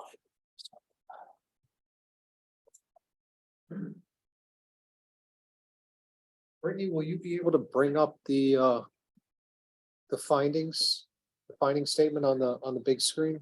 Yep. I'll bring it up. That way I can edit it as we go along. Oh, great.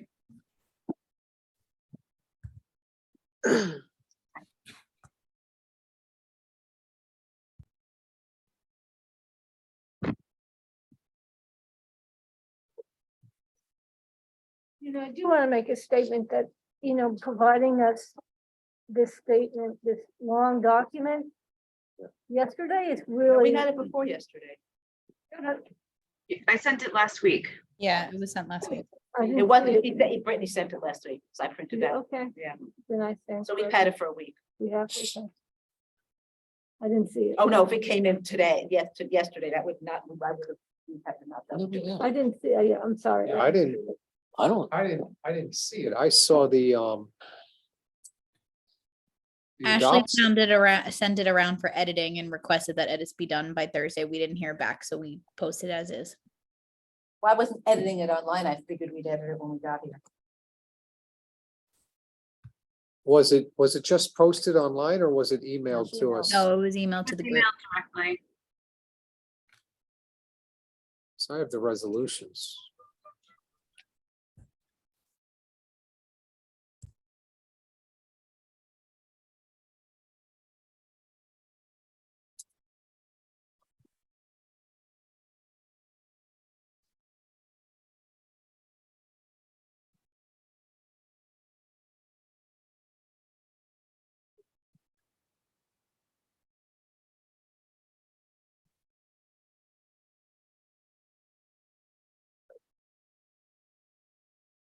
The first page just sets the basic project information.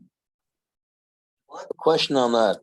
I thought that when we started this process, the question came up that the board discussed of segmentation. And the way it was approached was that we're considering the entire project. Correct. Right, except this talks about the action as being, We have to go through this. Let's go. okay, through it. well, that's what you Okay, were you're just starting saying. going That's through what it. you said. That's what you was just. I didn't realize you were No, starting. no, to no, go no, through no, it's fine. it. Okay, go ahead. So on the No, first Ashley page, was saying that this describes the action. And I'm gonna say, all I said was that this action is not defined as I thought we had, but it says that the project consists of the addition, when in fact, my recollection is that we've always taken the position that it consists of the Well, but entire. no, the project consists of the addition, but all of the analyses in the FEIS are done for the whole project, is what I recall. Okay, well, Yes. probably. Was that discussed anywhere in here that I Says missed? the proposed action documented described an expansion of the existing four-story, 40,000, blah, blah, blah, that the proposed building would contain 56,000, et cetera, et cetera, et cetera.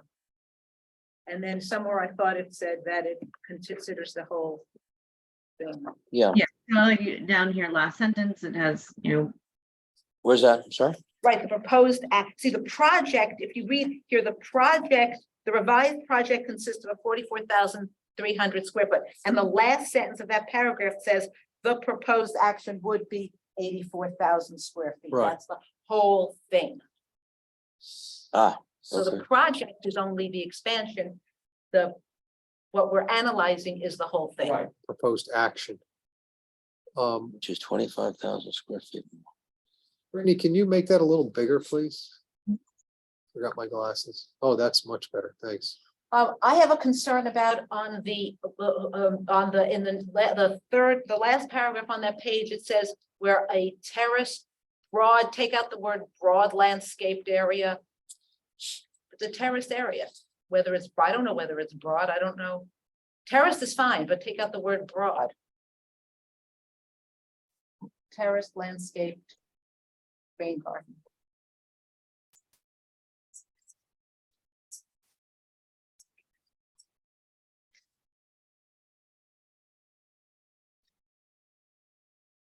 I think 20, more than 20.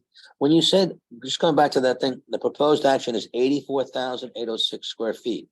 that's the total square footage that would be on the project site at full build out. So after they take down all the buildings, with the exception of the existing self-storage, and then they add the addition to the existing self-storage, the total square footage would be 84,806 square feet. Okay, and that's 25,000 more than exists today with the first Correct. portion. Right, because they're demolishing those Yeah, small I got buildings. you.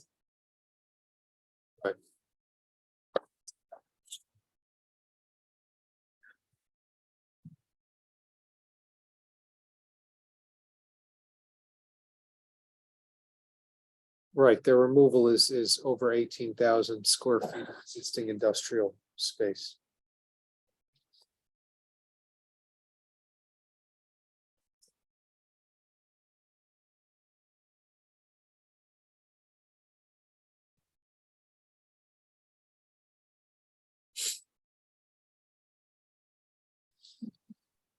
Any more edits to the project description or other information in this section? I'm not being-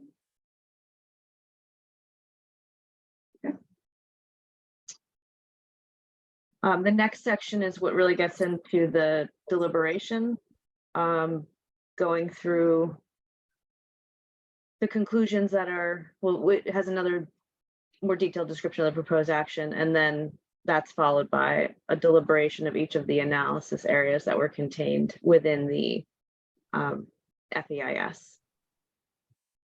So this section here gives a little bit more detail about what those various square footages are and what they're proposed to be used for. Take out the word broad in there also, in the second paragraph.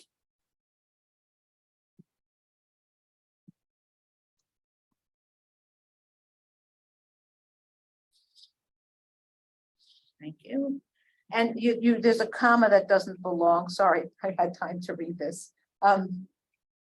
After the word intersection, either you need to add a comma before located at the Waverly Avenue Fenimore Road intersection, or you have to remove the comma after intersection. Either you need two commas or one or no commas.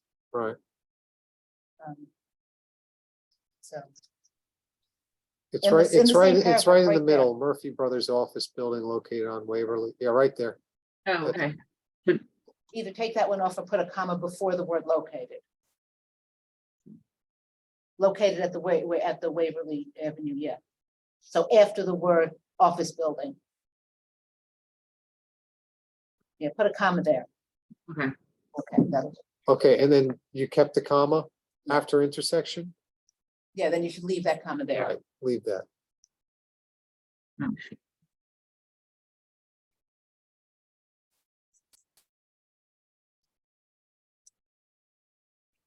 Again, the word decorative in the last line, this is all what I was commenting on when we went through the FEIS, all of these subjective findings. We're not discussing with, no, go back. The last line of that paragraph, you have the word and containing a decorative, containing seasonal landscaping.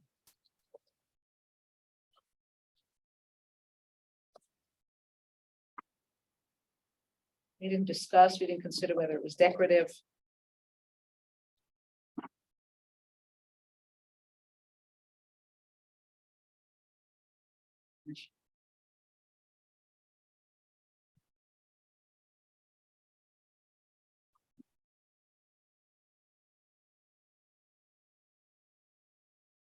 Do you have anything in there about? I see new exterior site lighting and landscaping. They also said that they were gonna put lighting over Railroad Way. It's mentioned later. Comes Is it? later, Okay. yeah. In the, I didn't see it. Oh, it's in one of the later announcements. it's back here somewhere. I missed the document. Oh, right, but it's there. Yeah. Yeah, good. Yeah. As long as it's there. I saw it. I can't tell you exactly where, but I did see it. I think everybody did. I saw it. I printed it. Then- Because I haven't been in the office this week and I printed out of the I can office. just do a word search for the lighting. Yeah. I thought it was going back and forth. Yeah, it was a towards the little one. resolution.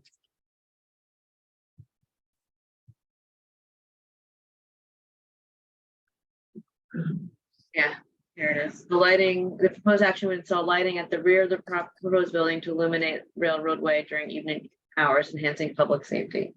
Very good.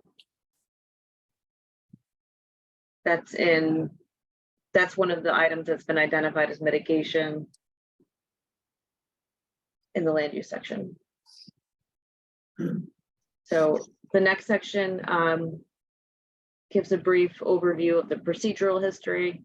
Okay, in that section, you have in the second paragraph, it says, having received no objection from any other involved agency and at the applicant's request. Why is it at the applicant's request? I mean, isn't that our job to? So I'm not sure why it says and at the applicant's request. The applicant did not want us to adopt a positive declaration, Well, it also says June 6, 2018. which is when we did it. It's a long time ago. Actually, That's, that's a typo. It should be June 6, 2019, Yeah. that the 19. process was adopted. yeah, because you declared your intent in July of 2018 and then Okay. you adopted a POS deck in June 6, 2019.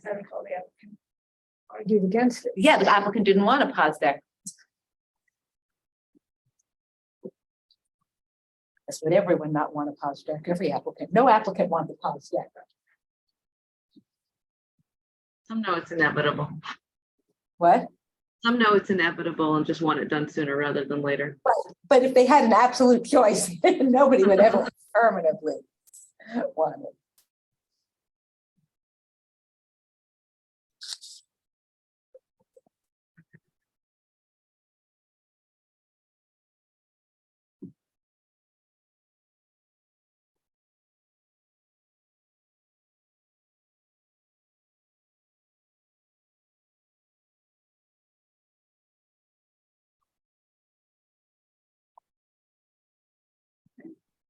So this next section goes through each of the analysis areas that were contained in the FEIS. And it's set up so that first it has a description of the topic, what was analyzed in terms of, it identifies the potential impacts. Then it will go through the mitigation that was proposed.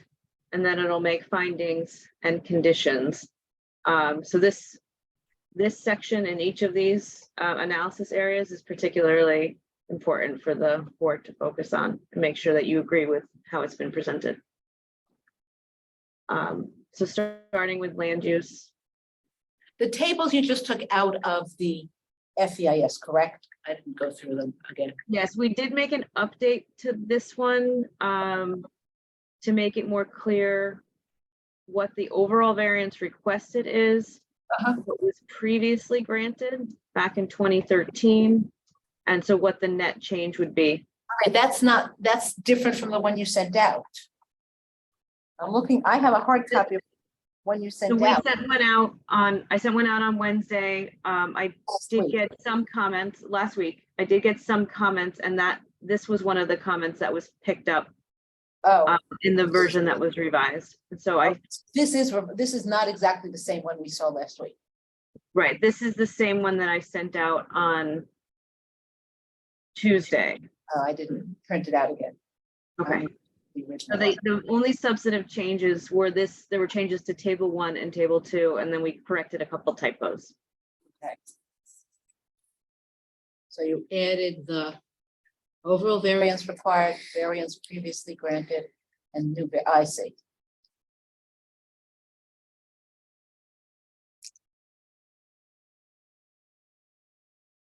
Got it, okay.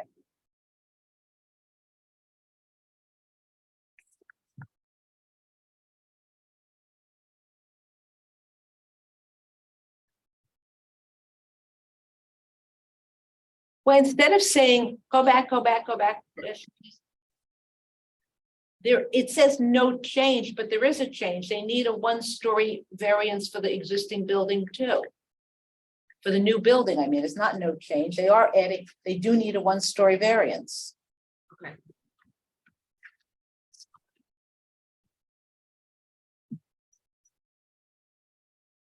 Well, I think what she's saying is that they, in 2013, they got a variance. For the building that's there, but now they're putting another building, they need another variance. But if we're considering this as a whole, Doesn't matter, they still need another variance.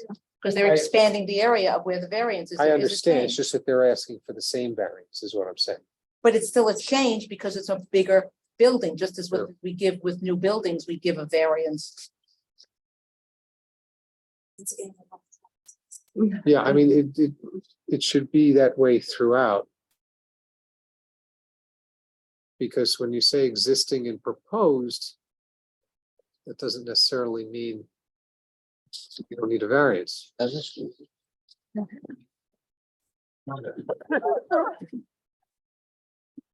It should really go between required, permitted, and proposed on all of them. I'm sorry, can you say that again?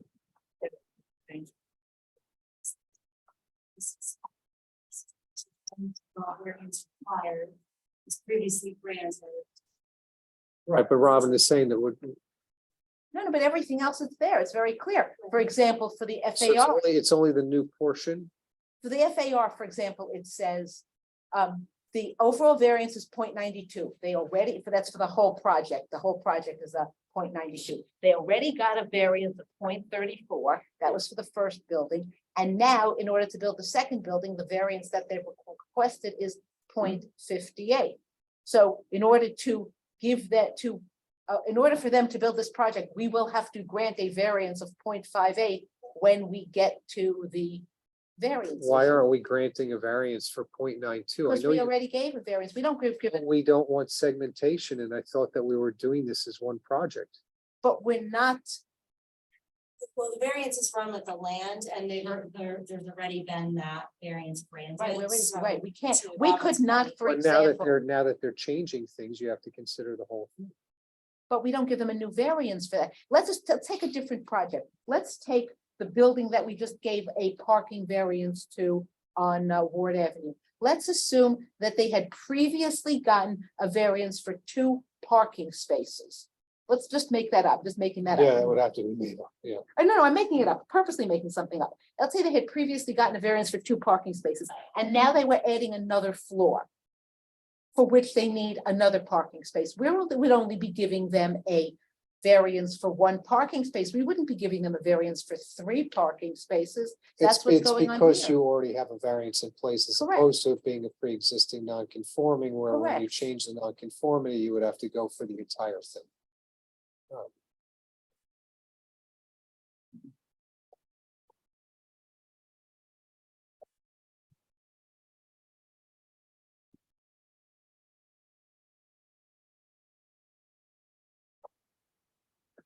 Does this revised wording make sense then?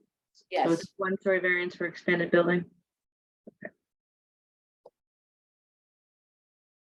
well, is it, did they describe this, and I don't remember, as 1 building? Is the whole thing 1 building? Is that what It's what going the, to be connected, yeah. They're gonna. well, is it 1 building or is it 2 connected buildings? We've been describing as one building. Okay. Okay, then that's fine.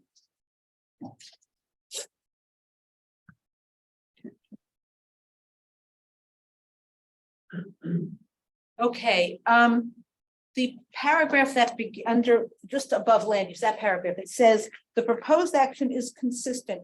I don't think there's anything, that's a determination. We haven't determined that it's consistent with the existing self-storage building. And I'm not sure what that means to say it's existing with the self-storage building. So I do not want to say it is consistent with the existing self-storage building. I'm not sure that's a statement that's necessary. That's in part of certainly the use is consistent with the existing self-storage building, but I'm not sure anything else about it is consistent. It's not the same size, it's not the same design. It isn't the same anything except the same height. Other than the height, there's nothing that's the same about it. So I do not want to say the proposed action is consistent with the existing self-storage building. I don't think it says that anywhere in the FEIS. Say the existing self-storage building was previously granted several variances. Yeah, which is to take out what I said we should take out. Right, exactly. Yeah. So you can just cross out the first part of it. She Right. did. Oh, I'm looking down instead of up, sorry. Your thoughts are being realized as you speak. You're reading my mind, Ashley.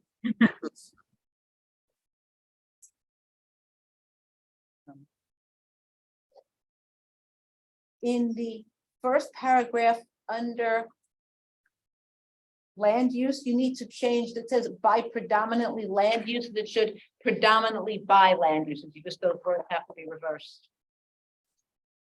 So the predominantly comes before the by.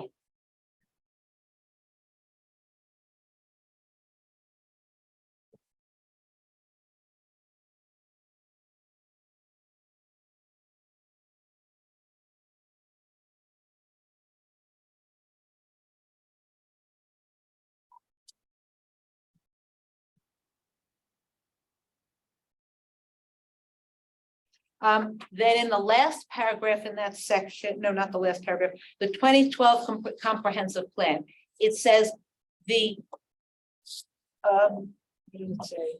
The proposed action, I'm sorry, what? I'll have to The figure out proposed what- I action kinda will lost not my place generate here. detractable odors. No, or- no, that's not it. That's what I want to say. I lost where my comment, sorry. No, The proposed action is compatible with. no, the that's right. existing? So, no, that's not what I was looking at. Never mind. When I find it again, I'll let you know. Oh, that's what I was gonna say. The first sentence is, in addition to being consistent with the existing use, the proposed action is consistent with the anticipated land uses of the area. There is one problem in this, in all of this, and that there leads to a lot of comments on my part, which is the new comprehensive plan, right? All that's been published as a draft hasn't been adopted. Neither has the LWRP been adopted. They're both draft. Neither has the maker.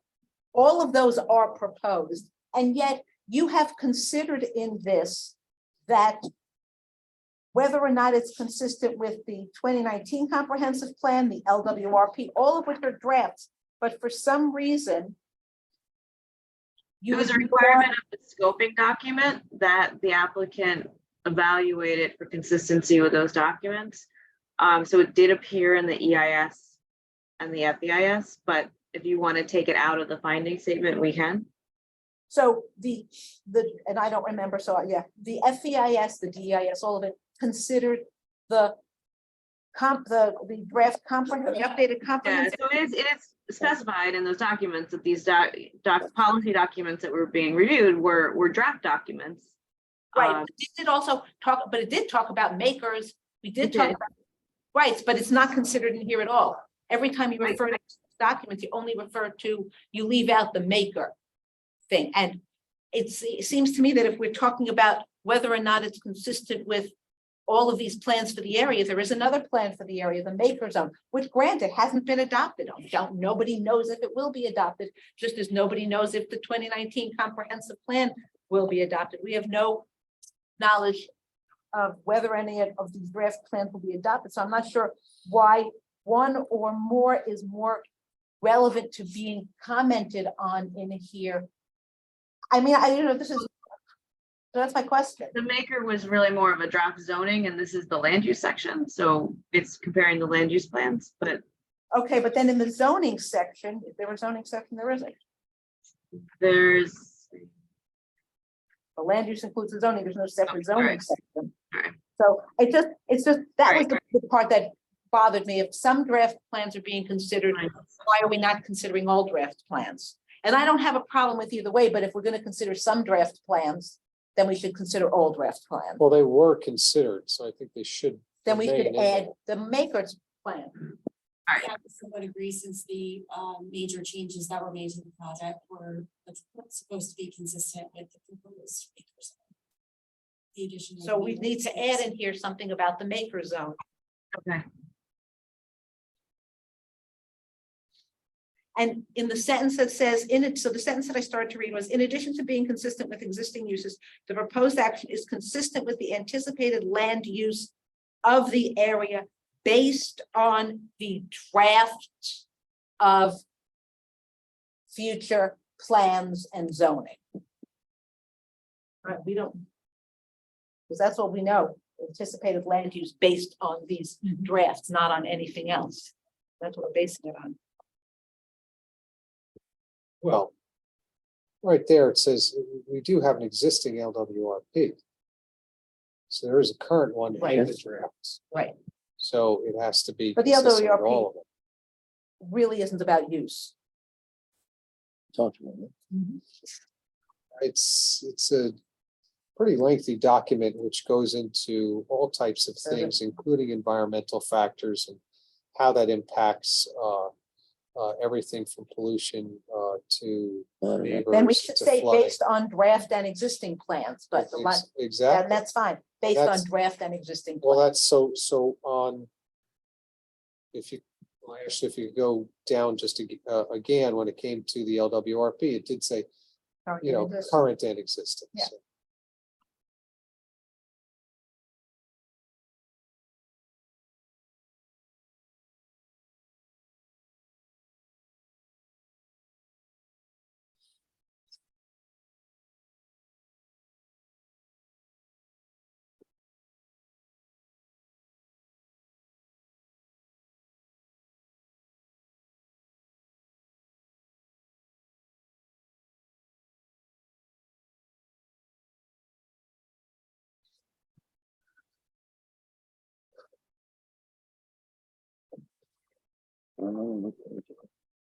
So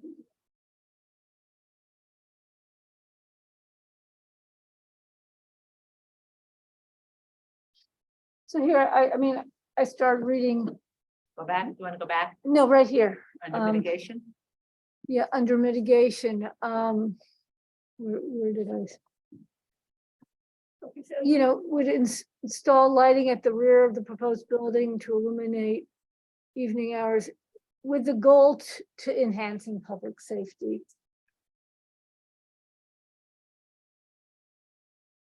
Yeah, are you? That would be the fourth bullet bullet. line down. Oh, instead of making it conclusory that it will enhance, you say Yes. with the goal to enhance public safety. Right. Or the deal of enhancement. With the goal of enhancing. Yeah. Yeah, right. Way.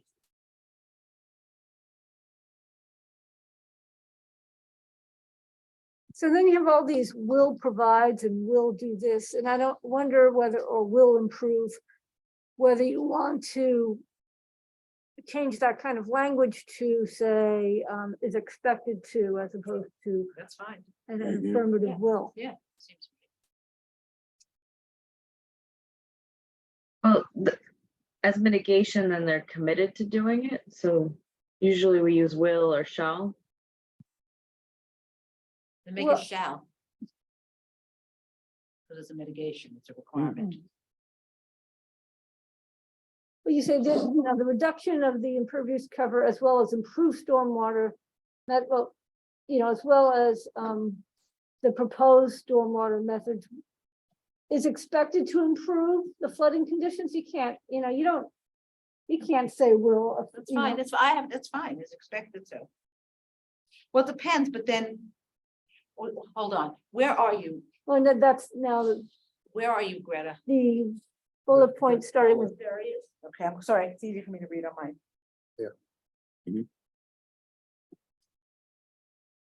If Well, you want it's- to use to as expected.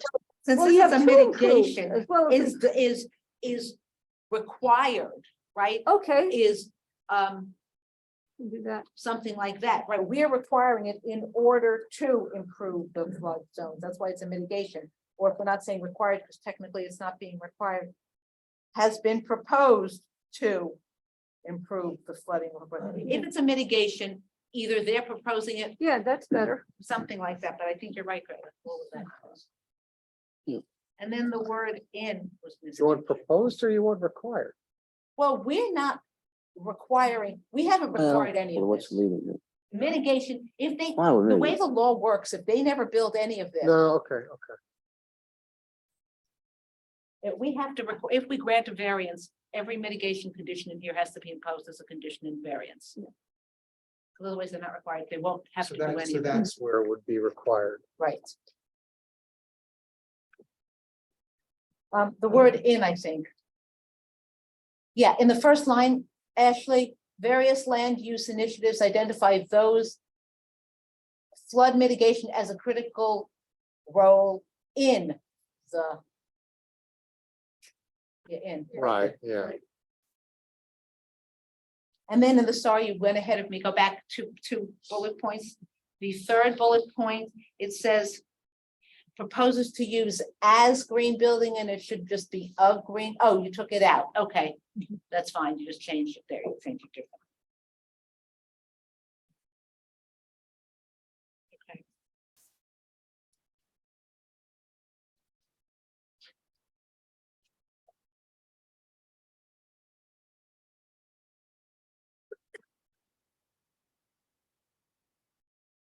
And then the last sentence of that big one we were just discussing is the proposed action of. Since the mitigation is essentially what they're proposing, right, we're not, there's been no requirement, because arguably there's nothing in here that mandates they do it. No, but the proposed action Yeah, is will, Well, it's the a point fact is it for this one. because will it- increase, you're right, they will increase it, It because we know will. they're gonna will increase, that's It's a fine. proposed Yeah, it's a action. Proposed action, Oh, yeah. right, You know, that's fine.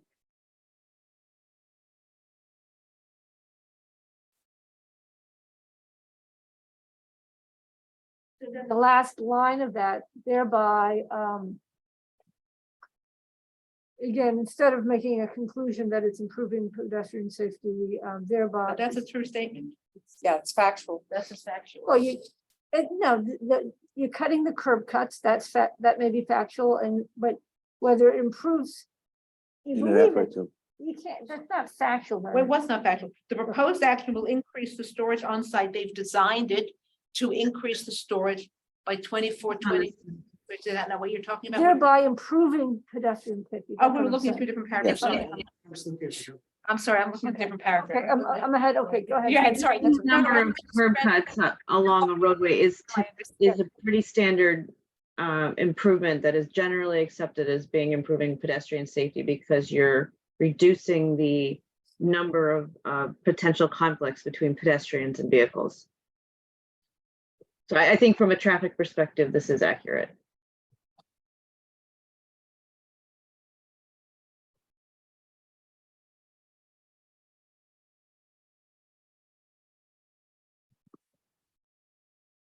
Yeah. Yeah, I think it's right. I could don't have a agree with problem. with that. it. I've seen that statement before.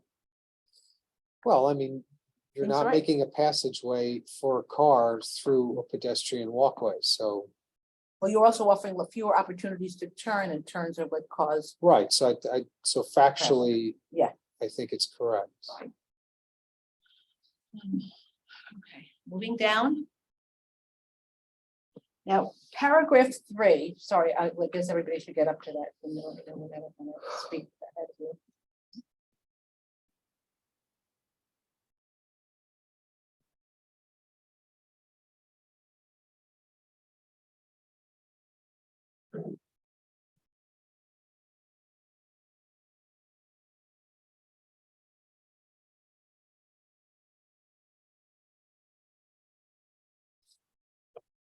I think those paragraphs 1 and 2 are absolutely correct. But 3, so on 3, the land, so you got two things there, the land use So how and do you- features. how do you talk I about agree that the size of land use of the scale? proposed action is Read number consistent one. with existing and Right. anticipated land uses based on as before.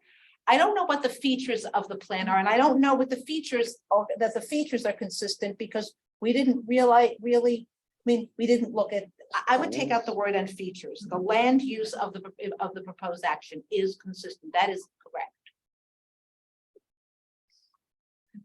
R becomes is. If the land use of the proposed action is consistent, Yep. and that's correct.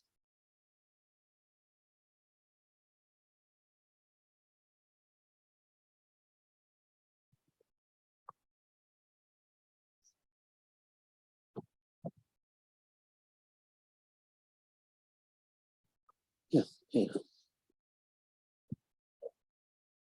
Let's see.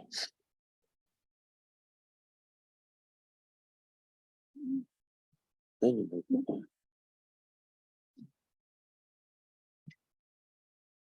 And so David, on those, if you go to that last paragraph, the zoning board find that the proposed actions potential to adversely affect. Right. I don't think that's a problem because it says will be minimized and mitigated. I think it's been minimized. I think it's been mitigated. But if we haven't considered the variance, this if at the end of the day, we say, yes, it's been minimized, but there's still an impact. Where are you? I'm sorry. The last above natural resources, that Okay. one, that's Yeah, the one right. that's, Right. doesn't say it's eliminated. It says it's been minimized. It's minimized. Doesn't say if, I don't know that we will, because now we've never considered a variance or even thought about a variance on this brand new project, which is clearly smaller than the old one. So I don't know what we would say. But if at the end of the day, we look at this and say, it's still too big. Well, they've minimized it, but it's still not eliminated. I think that's okay. If you I want want to say and maybe and so if you want to change words, but that's yeah. where I think the key, that paragraph. well, do you want to indicate that that's something that can come up when on the variance hearing? I don't Yeah. know if you want to. But Finds that the proposed action is potential. certainly. And you want to change minimize to reduced? No, I think the other word is really more important. You can say minimize, but once you say. Yeah, once you say mitigate, Take out mitigated, it's not Once you say- and mitigated. once Yeah. you It's, say mitigated. if you say and mitigated, you have to take that out. And take out mitigated. Yeah, that's right. Yeah, very good, Brian.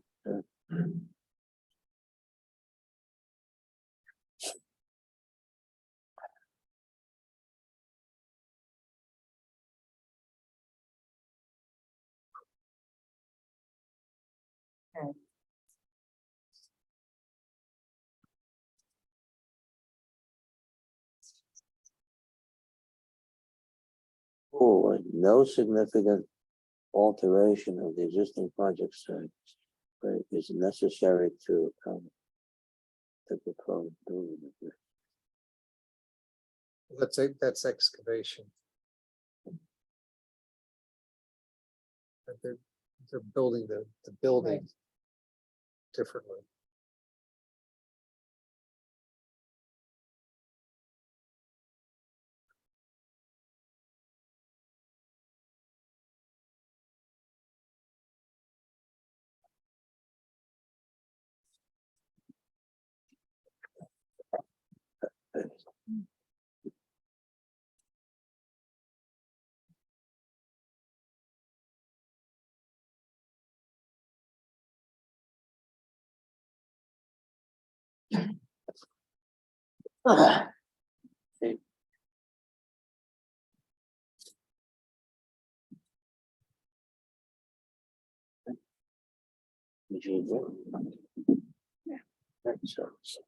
This just walks through all the things that are included in this SWIP. Right.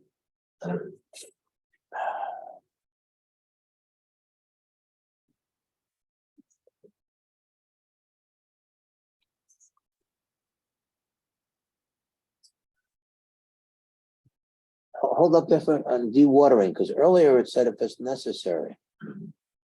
So these are, so if necessary, this is what the SWIP prescribes to make sure that Do we know if it'll be necessary here to dewater? Well, it says it says to prevent accumulated water will be pumped out, so it would. That the accumulation would trigger it. Right?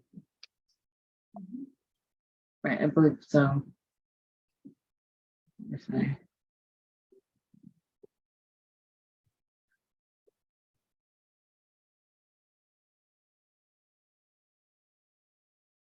These are all pretty standard practices that were reviewed by the village's engineer.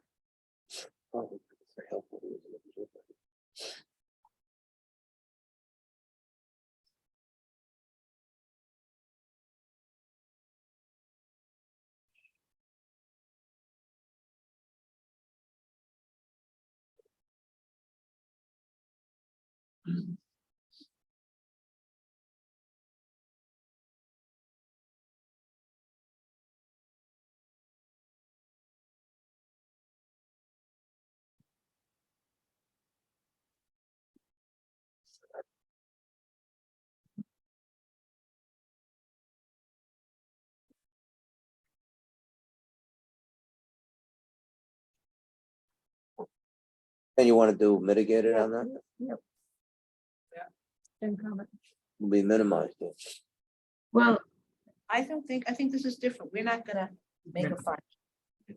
I think mitigated is fine. The SWIP is what solves it all. We've got a SWIP. There's not really anything else we're going to be finding. And the SWIP discusses mitigation, Right. so we can't I undo think it's appropriate. the SWIP.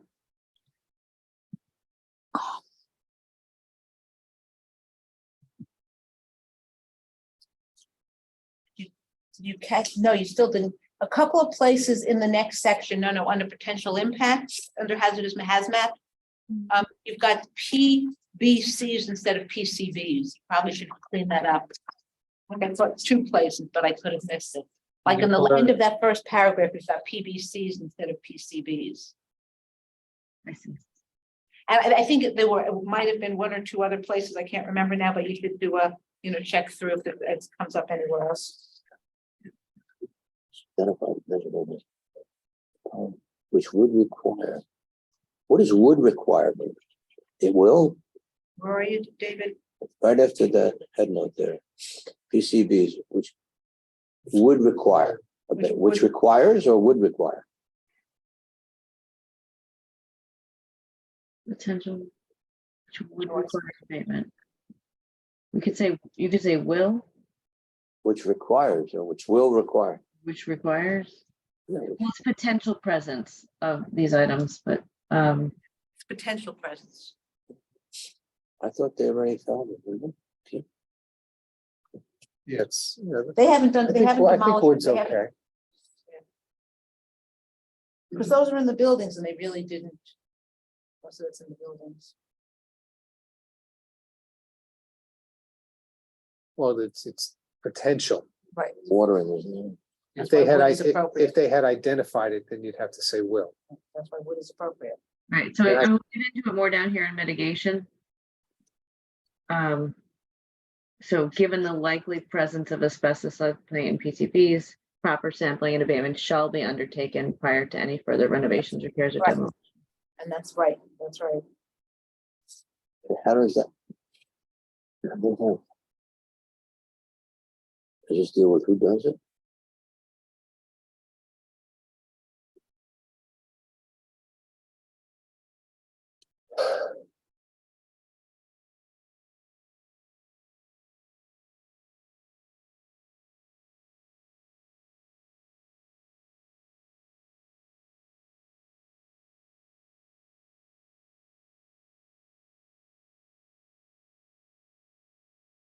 This is all summarizing the excavation work plan. And then, In the, under the second one, any asbestos, lead paint, or PCBs encountered will require abatement. And you need to add to that, and will be abated in accordance with all applicable laws. Because just to say will regular? require abatement doesn't say they're gonna do it. The point is they have to do it. All applicable laws and regulations. Standards. Oh, yeah, all laws, regulations and and. That's enough, laws and regulations.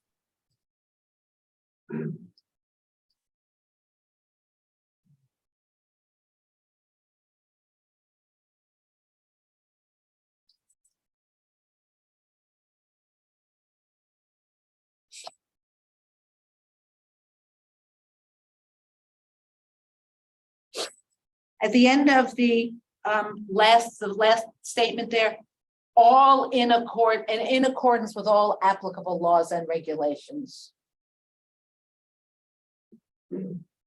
That's very. In compliance with. At the end, after an incorporation of the SSDS, because some of these, like the excavation work plan already incorporates, yeah, but some of them don't, so I really would All like in you to add compliance in with- accordance with all that. But here, I think we would remove the word mitigated on the second line. Yeah, that's what I was just thinking. That's the exact same situation as before. Public health will be minimized through implementation. Public health isn't minimized, public health is presumably maximized. I'm sorry, hazardous hazardous materials and public health. will be- potential impacts to Will be hazard. minimized, yeah. Don't only take part of what I said. That's what you only actually said, the public health. I know, because I'm just reading. Yeah, I was so stoked. Public health will be minimized Yeah, I didn't think that was a good thing. in part. That's the only issue. So Ashley, you saw where we want to take out mitigated?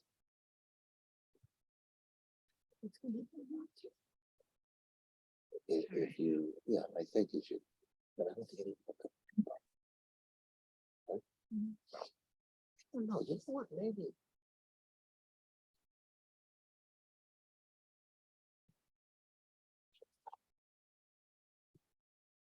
Ashley, is that a common thing that you put on the end of each one of these sections, minimize? Minimize and mitigated, yes, yeah. So maybe we have to go through and change all the mitigations. But we have to see if all, like the SWIP was appropriate to say mitigate, so we have to SWIP go through was, all yeah. of them.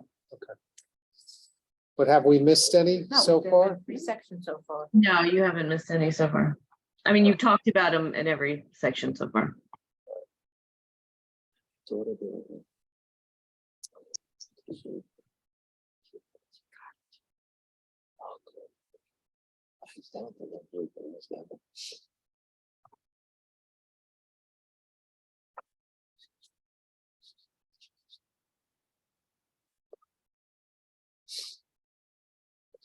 Thank you for putting in the floodgates, so it'll be included automatically. In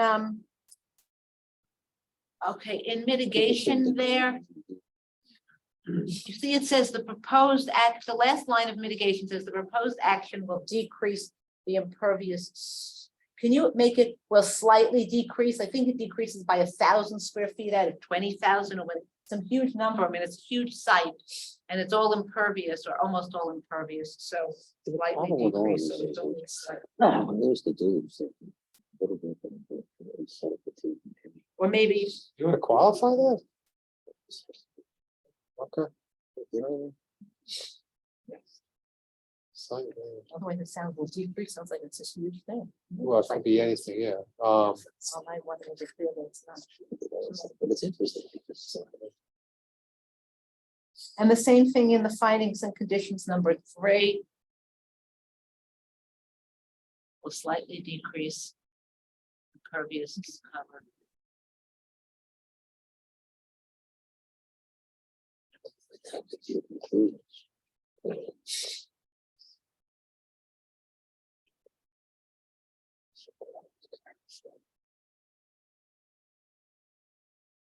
Where's the flood insurance for the benefit? Storage of customer. Where's that? Oh, hold on one second. Can you just go down a little bit? That's a perfect stop. Where's that? Would be minimal. Okay. Would be mitigated here if you complies with one No, it'd be eighty-six. minimal. That's right. If you comply with 186, isn't it mitigating it too? I mean, isn't it appropriate to leave in mitigation here? Minimize. Yeah. Compliance. Plus, I know. Development you permit mitigating is it incorporated for- Mitigating sounds like you're getting rid of the problem. Yeah, I don't think, I think minimize is better. We should know. Well, If you're complying with 186. is it in Are you- complete compliance with 186? Yes, I believe so. It would have to be. Right, so therefore it isn't. mitigated. But why, but the compliance doesn't necessarily avoid the problem. It can minimize it, right? Yeah, I think that's, Right, I mean, the building does have the potential to experience flooding events. Yeah, of course. It's Fine the way it is. I thought it would minimize through compliance. But it's been designed so that, it'll minimize potential effects on property and health and safety. Okay.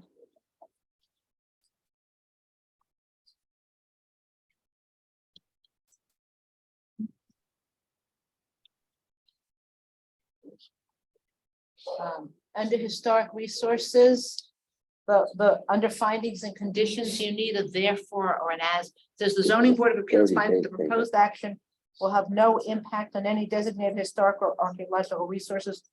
Either there and therefore no mitigation or proposed or something. You need something there or Yeah, the ZBA finds that as the proposed action will have no. You could just end after resources. It has no impact on it. No, because there's a section. Yeah, Oh, but- yeah. just end after that. Period. Actually, If that ended might be on fine. happy hour, I right, think that's period. right, that's better. Yeah. And therefore, we're not gonna create Period, it. right, there's no impact. That's I think right. better. did we say no material impact? No, it has no substantial? impact. That's why we did None, zero. zero. They're too far away. Dave is going by the old Strunk and White textbook on brevity. One's right here. There's no reason. If I could just interrupt, we checked the impervious numbers because I just wanted to get it on the record. There's a 4.8% decrease in. Slightly, Numbers, I agree. 2,100. Yeah. That's why I said slightly.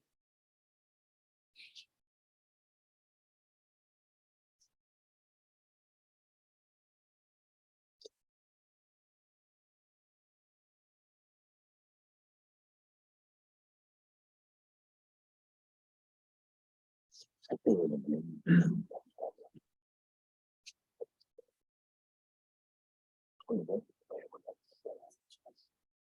Yes. Give it the first.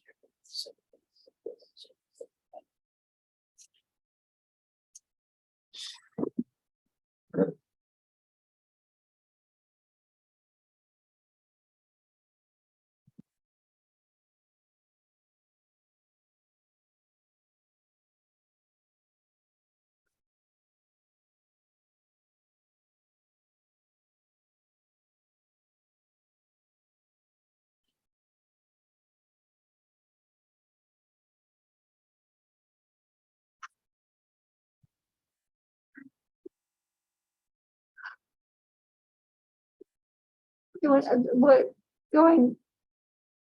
go back just a tad. The design features of the proposed action will enhance the visual character of the I think you're project ahead site. of me. Will enhance or is expected to enhance, It's proposed to enhance. suppose, Better. yes, that's fine.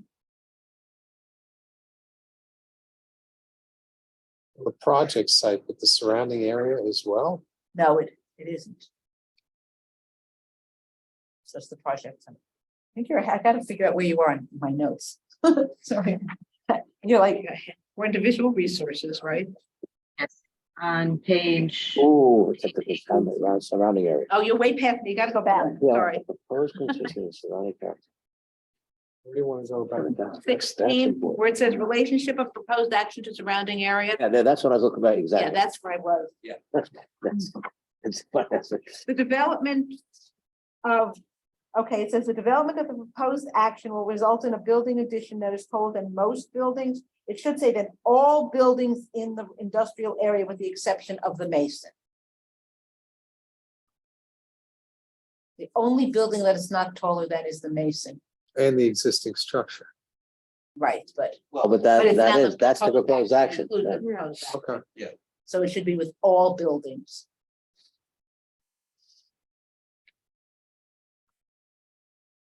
Because they're all building except the Mason.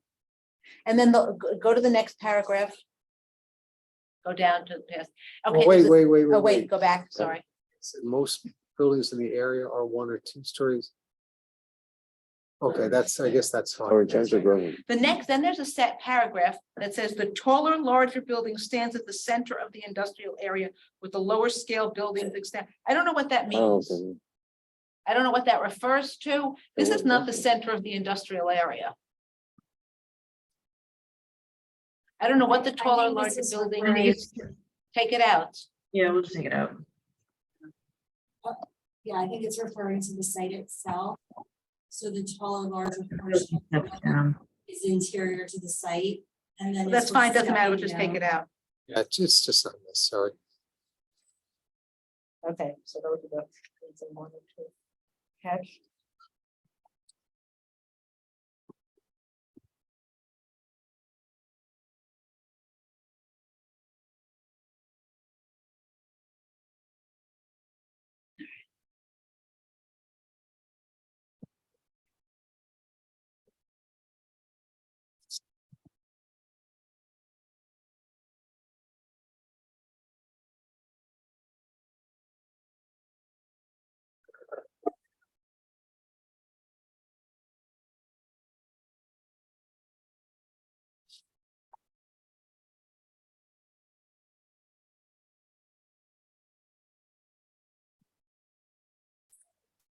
Bless you. Thank you. Between 2 people may be sick. I'm not sick. I I'm not have sick, I'm allergies of some. kind. Yeah. All right. Air conditioning on. I know, it's Yeah. cold. Is it cold in here? Mhm. I didn't notice you were wearing your jacket. Yeah, I put my jacket on. I was sweating on it. Cold in here. I see. The proposed action was redesigned to reduce, No reason, I know I didn't. That's okay, you know, instead of to reduce its mass and its mass scale height will reduce that, to reduce that. Broken into No, 5? I think that's in the document. What? Where? Is it broken into 5 or is it divided? was- Findings and conditions. Before you get down there, go back up to mitigation. Sorry, just a typo. If you go back up to mitigation, the third paragraph says the design features of proposed action, you need the word "the" in front. And then since the design features are proposed.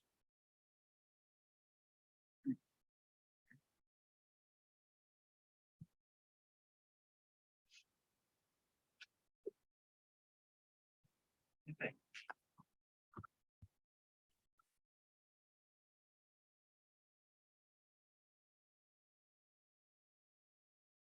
I think those are all correct. 4, under findings number 4. While the building addition will be significantly taller. Not just a little taller, it's significant. Everything else is 1 and 2 stories. All the other surrounding buildings are much shorter. Can we use substantially instead of significantly? Sure. Significance is secret word.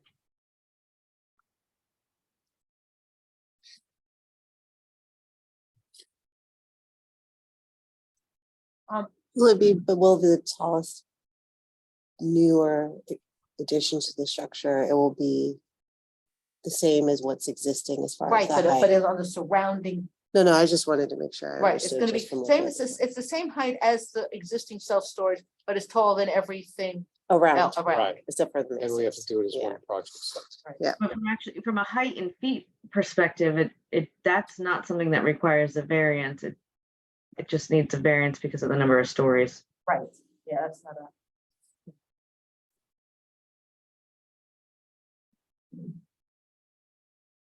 Did we discuss, and does it talk about, on the last paragraph? I think the mitigator should come out of the Yeah, last absolutely. paragraph. Absolutely. But Yeah. I do think, but I have another question, which I didn't remember. It talks about screening of parking lot. Does the FEIS talk about screening of the parking lot? I know it describes what it's gonna look like, but does it talk about it as screening of the parking lot? I just didn't remember that. Doesn't mean it It doesn't. talks about additional landscaping around the outside of the Yeah, but park. it doesn't use the word for screen. I mean, it doesn't talk about per se, quote, screening of the parking lot, so.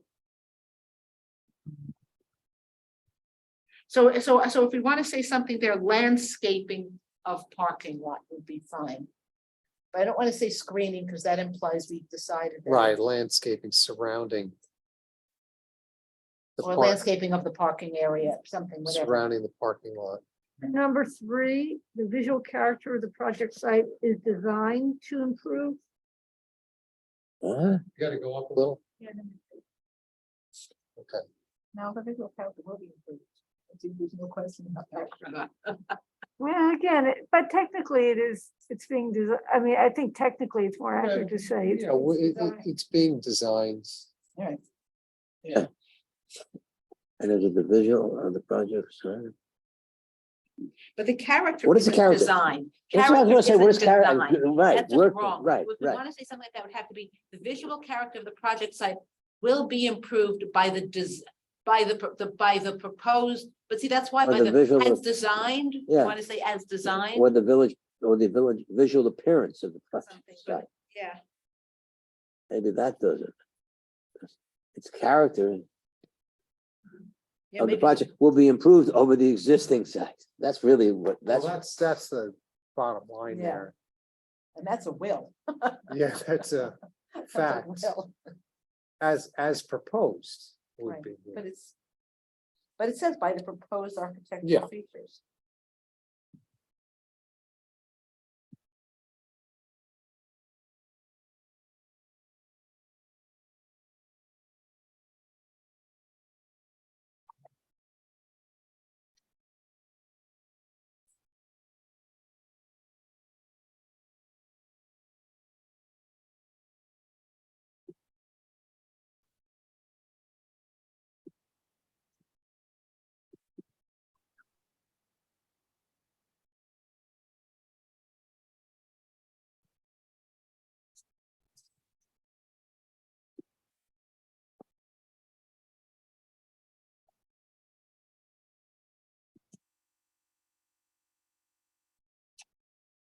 For utilities? Yep, I have a question. It says, due to removal of the older existing buildings, the proposed action will not have an adverse impact. And I know that there is the removal, and I know that it says they will not have an adverse impact. But my question is, did the FEIS discuss, I just don't remember Not have now, I an have not adverse reread some of impact. these sections. character or solid waste. Did the FEIS talk about this being due, in other words, is it a cause and effect that the removal of the older existing buildings will cause it not to have an adverse impact? I just thought it was not going to have an adverse impact because of the proposed uses on the Okay. site, but it's not due, in other words. Yeah, no, I get what you're saying. Yeah. Removal of the older existing buildings will not adversely impact the water demand. No, but I think that's not what she's saying. No, The but point is, yeah, it's more. It's more. yeah, It's that the proposed action will not have an adverse impact on the proposed action, including the removal of the older existing buildings on the site. Something like that.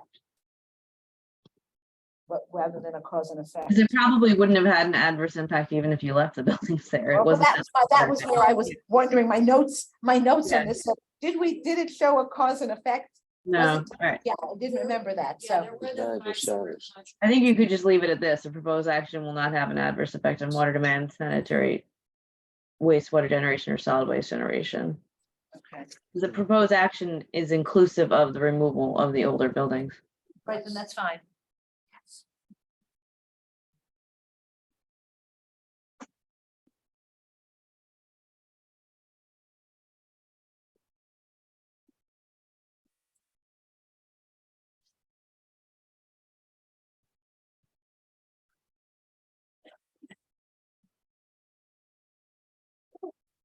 Just how weird.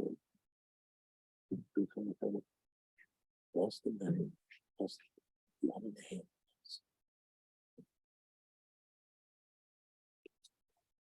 Let's see. Goes up.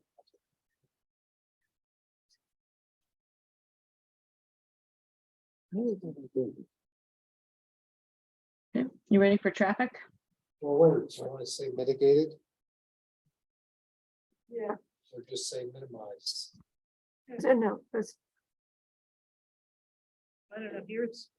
You don't even need to say mitigate because there aren't any impacts. yeah, Okay, And that's fine.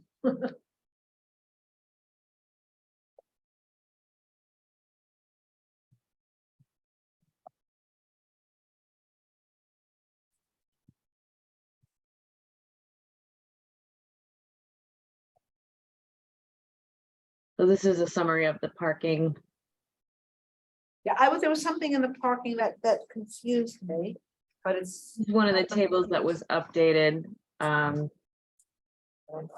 Oh, it's to not on this clarify that it was anticipated demand. They're thinking they need 19, but they're providing 26.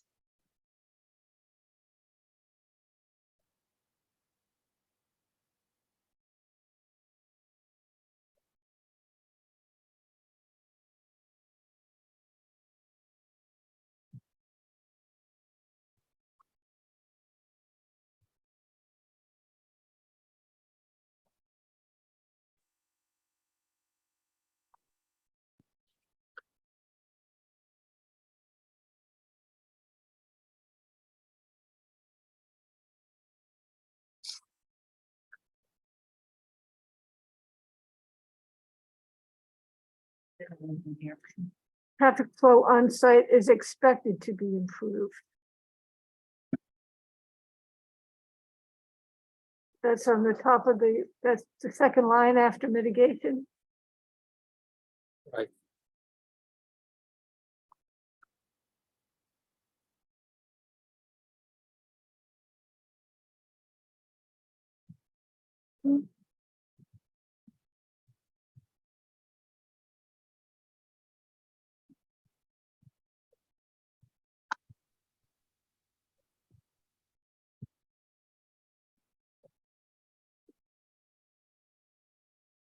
Hmm.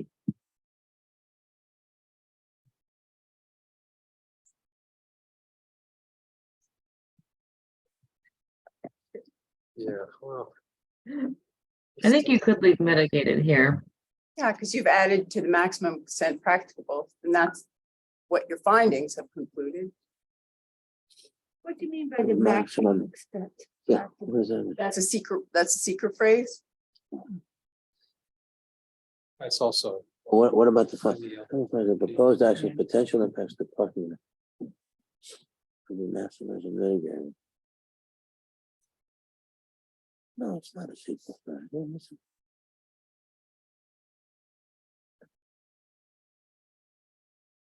I don't know why we're saying Yeah. maximum Yeah. extent practical here as Yeah. opposed to other Yeah. places. Why are you Will be inserting? minimized.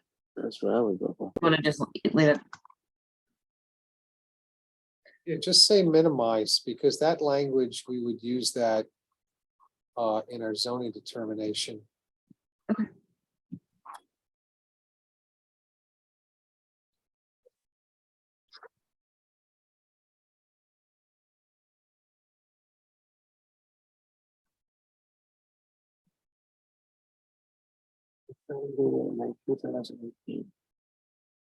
This is the.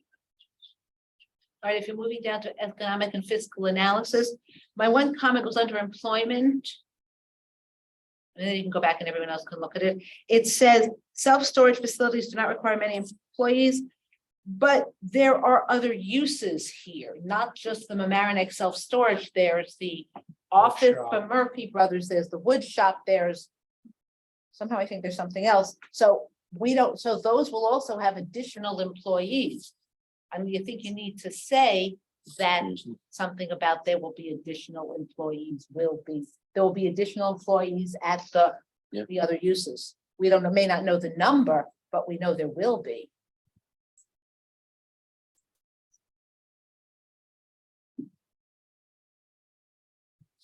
It said it will be at the, how about, there will be, do it the other way, I should say, there will be additional employees at the other proposed uses.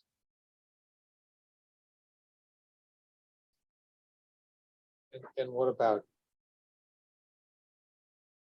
users? I mean, you've got that whole workspace, the workshop. Well, those are the proposed uses. That's the Yeah. employees. Oh, you want to say employees and users? Well, now you're, We could change it. the thing is that you've got people Well, who we are, could say workers, take out the employees and make it workers. Well, this isn't, this is, This is the employment section. specifically to employment. Oh, yeah, So we yeah. leave it. and the fiscal analysis as to, Well, you know, you're saying employee. But we don't know. We know there will be additional employment, whether or not they're full-time. We don't know. Right, Murphy Brothers is going to be working there full-time. I don't know whether they employ people. They could employ people. It could be contractors. Right, they could, exactly, and those, but they're not, it may not be employees, but anyway, I think we should So say. the number of employees was included on our parking chart. Yeah, that's true. It's up in. Oh, it's in the FEIS. Ashley, do you want to read them space by space? I'm sorry, I couldn't hear that. Oh, do you want me to just read the quantity of employees space by space from that chart? Do you have the total number? We could just put the total number in here. Yeah, it's 17. Okay. Is it 17 in addition to the 4 at self-storage? No, it includes the forward self-storage. Okay, so there'll be, Usage 13. analysis. Want me to reference the sheet?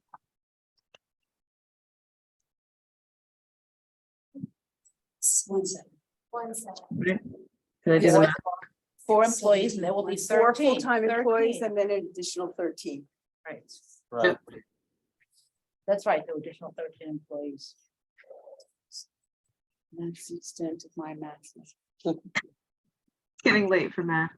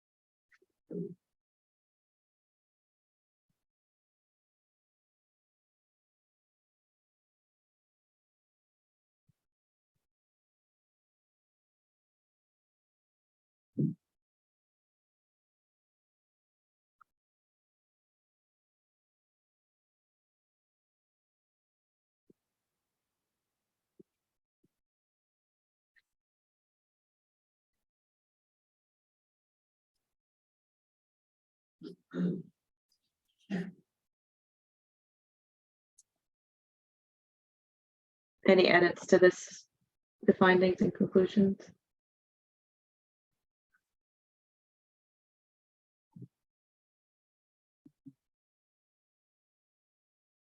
Generative positive.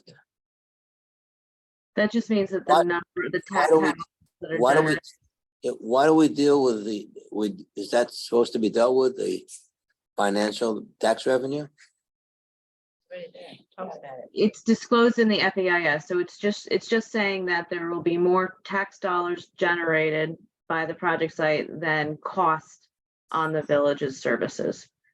Like, it's very common if you had like a multifamily development that you could expect a bunch of school kids in, you look at the cost of the school district. Here, there aren't really any costs, so it's a net positive. Okay. Yeah. Local business. You know that they provide.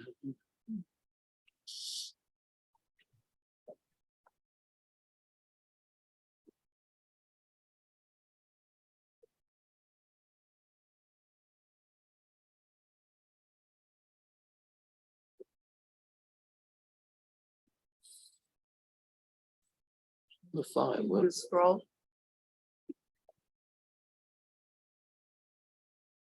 Thanks. back to the finding. We're supposed to do a finding on the economics? It's one of the subjects. Yes, that's 100%. That was in this, it's a scope.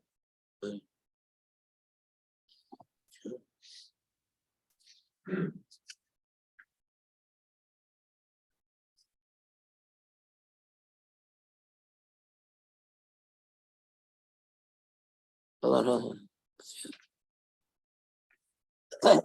These are all the construction methods that'll be put in place to make sure that it's compliant with the SWIP. Aren't they gonna have an independent construction manager? Just some language under, oh, when you get down to the findings and conditions, I just had some typo or some language better. In 3, a demolition plan and protocol will be submitted to the building department at such time as the demolition, not the process will occur, as the demolition will occur. Or prior to that, right? Yeah, prior to. The commencement. These mics are very demolition, strong. yeah. I didn't say that very loudly.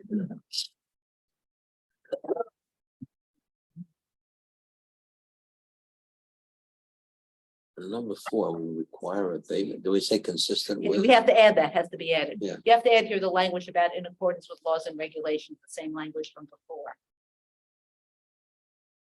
On this, which. Number which one? 4, number 4. Yes, okay.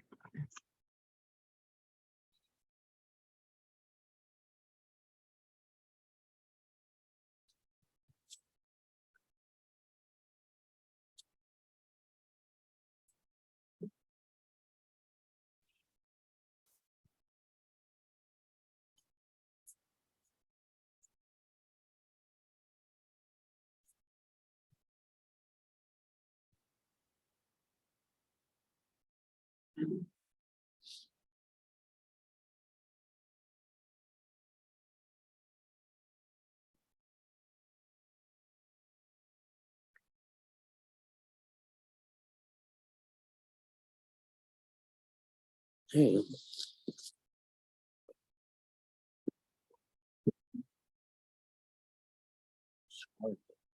11 has the regulations and plans. population schedule.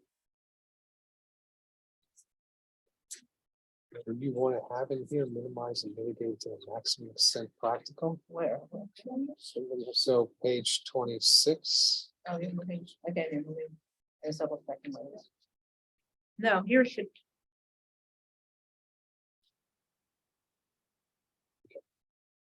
Oh, adverse impact on the weather. I think you extend practical, we don't have to worry about, a variance doesn't have to be to the extent, well, they can't do any better, but that doesn't mean we have to grant it. Well, don't think no, we but said again, practicable. well, Yeah, she I already think- changed it, be minimized through implementation of the SWIP because that's consistent with what we've been doing. Yeah, I think that's better. Oh, it's fine to take it out, I just was asking if it had to No, be no, I I'm was, sorry, misunderstood. Ashley got it.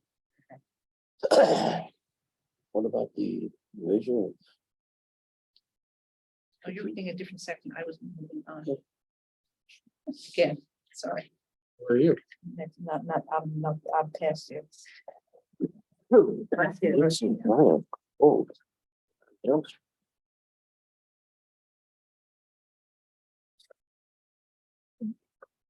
Get involved with me. That's right.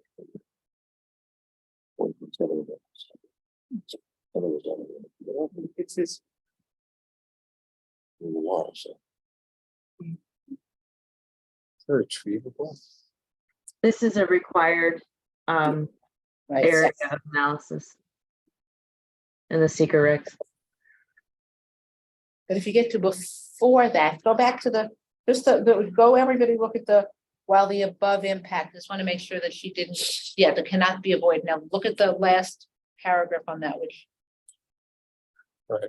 I think it's okay because to the extent minimizing that, to the extent practicable is what they're doing. But, Because these are the impacts that are unavoidable. right, So go ahead. Oh, Oh, hold up one second. You go back, thank you. my The concern proposed here action was, is and to meet planned objectives of the village is articulated. I don't know that I don't it's think meeting so. all objectives of the village.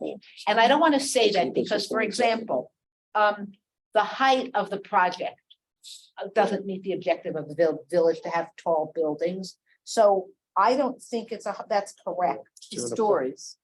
The number of stories. height and feet, it is consistent.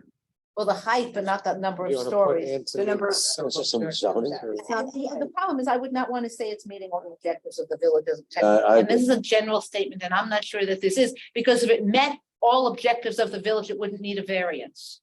Right. Those True. two statements are inconsistent with each True. other. True. So it can't be. It, Have been designed So it in an may be- effort, how about have been designed in an effort to minimize them to the extent practical? so it is not meeting all the objectives of the village, because one of them is to make everybody comply with the zoning code. Well, it doesn't actually technically say to meet all, it says, and to meet It's objectives. pretty clear, it implies. I don't disagree. It's- Just- I- It doesn't say zoning code, it says land use plans. No, in the various land use plans, but the land use plans also talk about size and bulk. And this is not really But in consistent. terms of bulk, it does meet the plans because height wise, But height isn't the only bulk. Lot coverage is bulk and setbacks are bulk. All of those are bulk. So So maybe you just. I just don't want to say it to meet objectives of the Right. village. Right. Have been designed to minimize them to the extent practicable. Period. Fine. Yeah. Put a period after that, I'm with it. And I think the last sentence is okay, and to improve and enhance. I mean, I think it is designed to improve and enhance the industrial area. The site will look better with newer buildings than with these landscape areas. It'll look better. I mean, I Okay, think fine. that's a fact. You can't really. And deny these are it. the unavoidable. so if we just take out this sentence, or that part of the sentence, that Yes. work?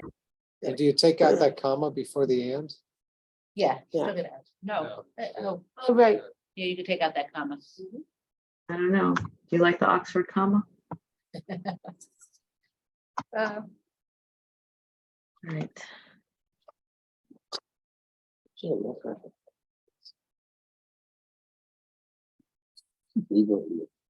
So this is everything they're gonna physically use while building the building.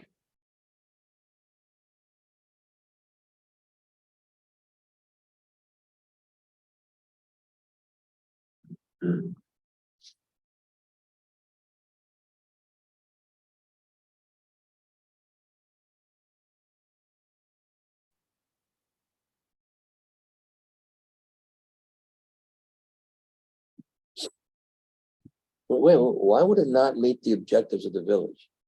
Got nothing to do with the objectives of the village. It's the objective of the, No, the applicant, and it would, where are you, and it David? would meet the. No action, No action. no action alternative. Leaving the plan, leaving the project site exactly as it stands today Leaving the is not site as it is consistent today with is the not. various Right. plans. It's not gonna meet the objectives of anything about the building. It isn't safe. It floods, Right. it does all of that. It's not attractive. Got too many curb cuts. I think that's. I think, I think that's accurate. right, that'll accurate doesn't meet the objectives of the village. Yeah, The village doesn't want it to stay as is. I don't, that So isn't why didn't it necessarily change the true about zoning? any of the other, Why didn't the village change the zoning then? but it's not just a zoning thing. Well- It's a redevelopment. It's No, not. I understand, not but a- much, but the reason we're involved is because of the zone. But this isn't only related to zoning, David, so. So our involvement is. Now, this is where we get to, now now going to the next one, this alternative about a zoning compliance story would not meet the objectives of the applicant. I don't know why it wouldn't meet the objectives of the village as articulated in various land use plans. A zoning compliant building would improve and enhance the industrial area. May not as much and maybe not, but I would not take out the objectives of the village to improve. And so we could say here, and would meet the objectives and would not, nor would it meet the objectives of the village to improve and enhance, but I'm not sure why it wouldn't. I don't know why this would, this plan doesn't meet the objectives of the village. I thought that the only thing we considered when we were looking at the alternatives was we couldn't consider unrealistic alternatives for the applicant. If they weren't viable for the applicant, then we weren't supposed to, we didn't have to consider them. So the fact that it doesn't. So we just cut it out, cut out that, or leave it at that. Yep.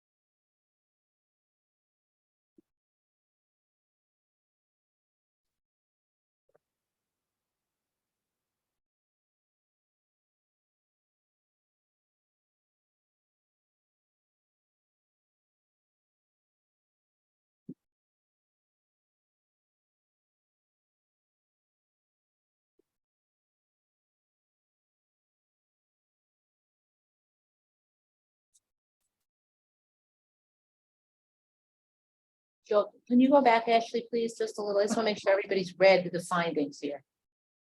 Yeah.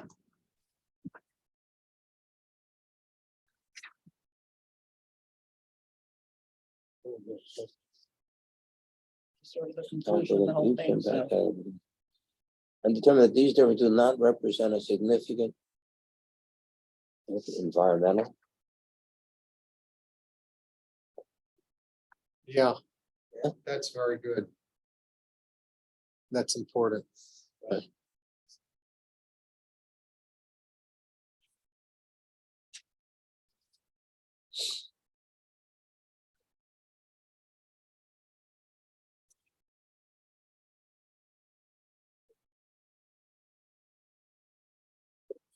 Get out just a little.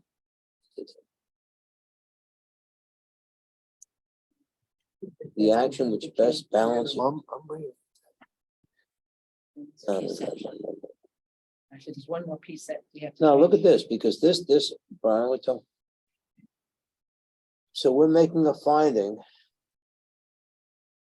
Out of all of the alternatives considered in the EIS, the proposed action is the one that best balances the environmental impacts identified in the EIS with the programmatic objectives of the project sponsor and the social, economic, and other factors considered in the seeker finding statement.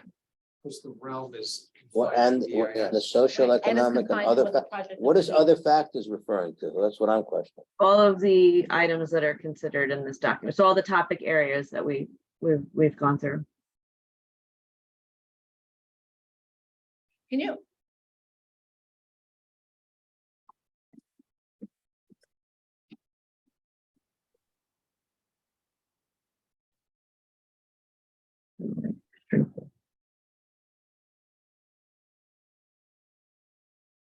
What kind of a job? Where's the job?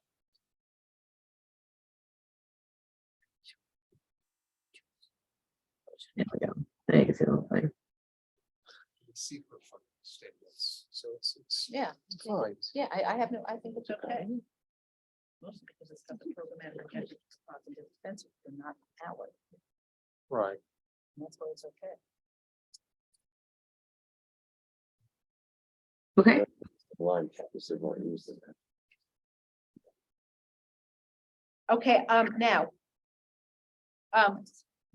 Going through this, there are two things which is in this lead agency discussion of decision and then in the thing. It says, this finding statement is a result of the lead agency's weighing and balancing of these and other relevant factors.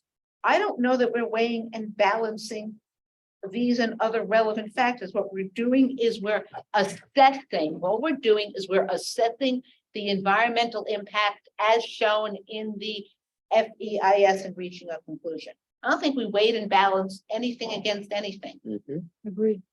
I want to take out all weighing and balancing out of here. This finding statement is the result of the lead agency's review and analysis Of environmental. factors. of the environmental, of these and other relevant factors and considerations, and in the, something like that. Want to put down that does not address the standards. of No, I don't noise? think- Yes. I don't think we want to say, Oh, okay. unless you think it's necessary, David.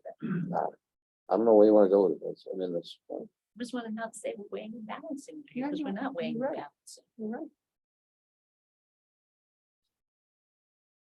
And facilitate and assist others in, including all agencies in making their determinations, applying their criteria.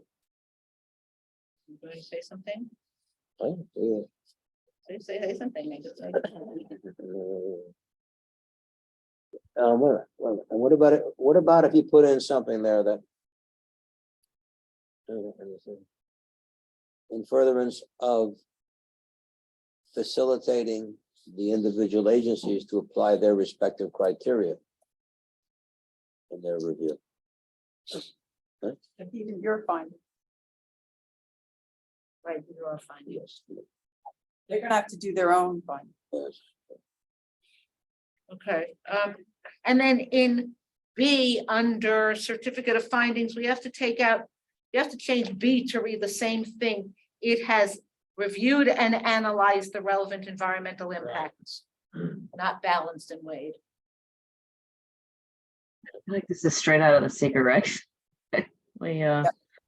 It's the language.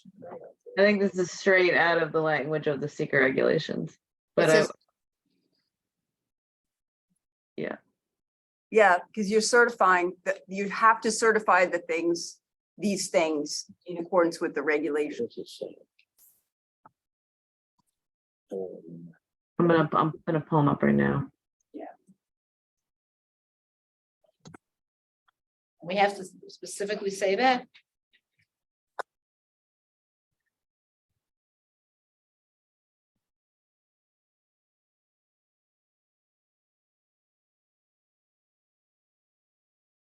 Yeah, it's straight out of the secret regs. I'll share it on my screen.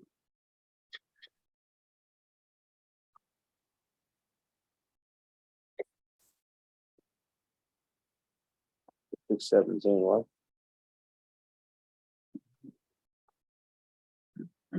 These are the things that the findings must do. What's the section that's in? This is in section 17.11, decision-making and findings requirements. Hold on.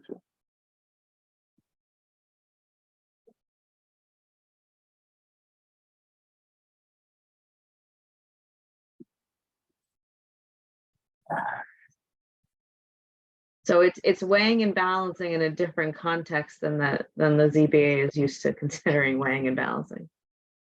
You have to say I can make that decision. It doesn't say before. 6:17:11 says, go to the beginning of 6:17 there, sub A, because that's what I had mentioned before. Yeah, prior to the lead agency's determination of an action that has been subject to it, affords all reasonable time. Right, the 10 days are passed. This is going back to Dave's comment originally on Yes, yeah. the discussion about whether we could have had the variance, started the consideration of the variance before we made this decision. The filing of a written finding statement and decision on whether or not to approve an action must be made within 30 calendar days of the filing of the finding. Where's that? That's in the regs, right? It's not in the, Right there. Yeah, B. no, B. no, I know. They're incorporated. The regs are incorporated. It's all part of secret compliance. It's an involved agency, lead agency. Lead agency, yeah, but read on then. it doesn't matter if it's The in- lead agency's filing of a written finding statement and decision, Involved agency. whether or not Whether or not to fund or That's an approve. involved agency. So we haven't made, but it's to approve the action. So that's to grant our variances within And 30 days. That's the involved agency, but you're the lead agency. It says here, we're, in the You're the case of lead action agency. involving the applicant, lead agency's filing of a written statement on whether or not to approve the action must be made within 30 days. Yes, that's the document you are reviewing tonight, the finding statement. A written findings statement and decision. You see, and decision? That's the decision on the variance. You're gonna follow it. I'm saying that they go hand in hand. You see where it says and decision? It does. I know. Then this has been done all wrong, and we should have had a hearing on. the Well, variance. you don't have it with the 30 days.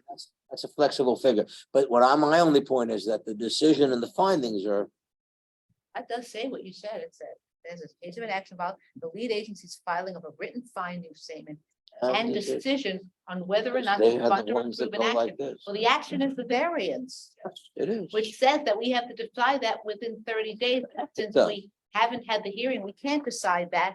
So That's- then, I think there's some flexibility here because and these regs are written for a variety of agencies, but in a typical, let's say a planning board process where the planning board makes their finding statement, that doesn't mean they can necessarily approve the site plan the same night because oftentimes there's other things that need to happen before they can get to site plan approval.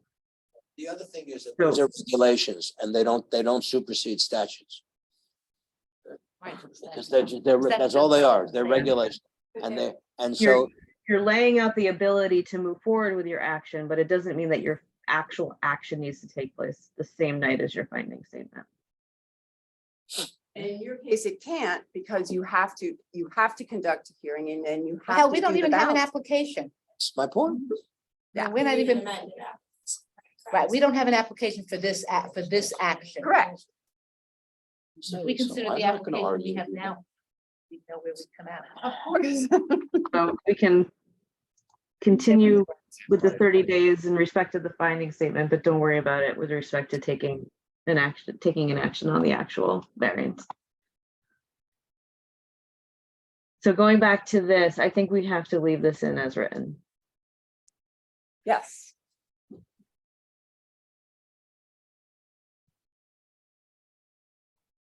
And that's the end. You'll notice in the draft resolution that I provided to you, I also mirrored the same language from the regulation. I took it directly out of the I regulation. said comment about weighing and You have to make, you have to certify that in order to comply I'm stating on with your obligations as lead agency.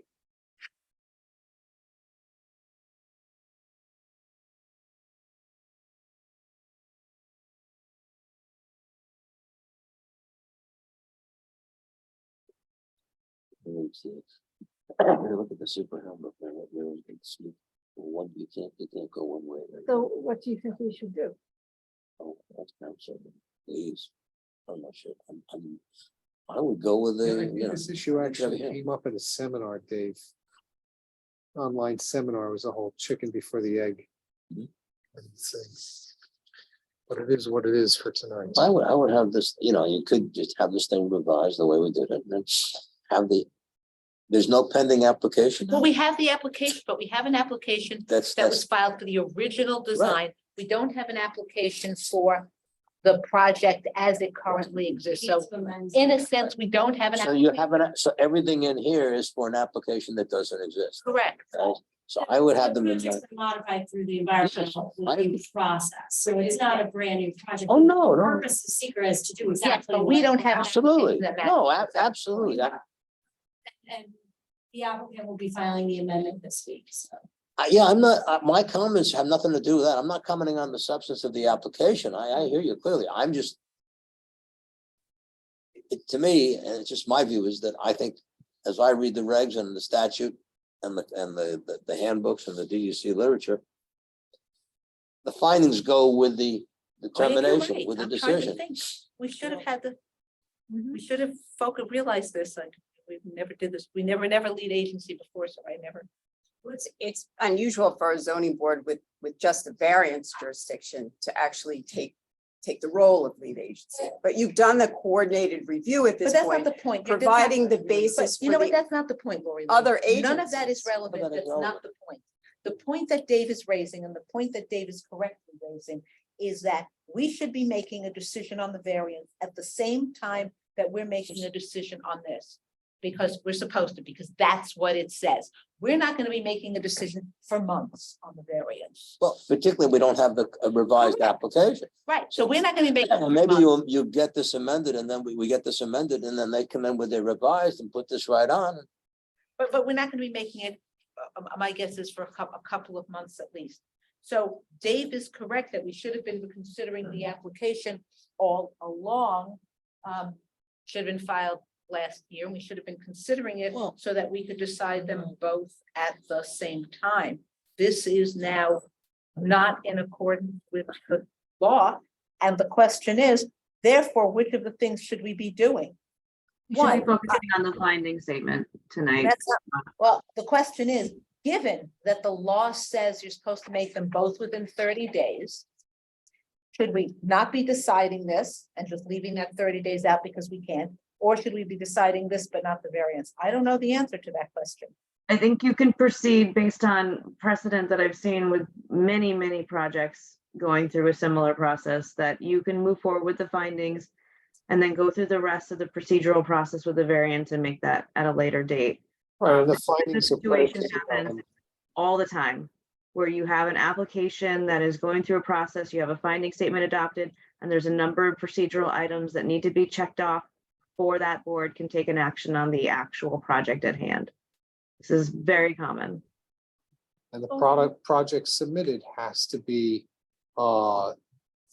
exact. Yeah, but they're going to, I'm not worried about that. That's not the point. The point is that thing did say application. No, and I decision. hear what you're saying, but So we're either way, not there.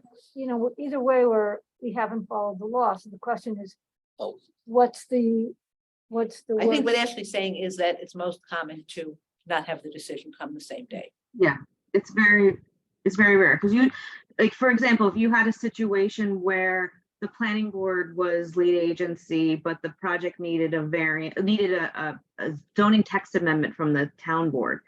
So you could have the planning board that takes an action on the finding statement, but they can't actually approve the site plan until the town board then takes an action on the zoning.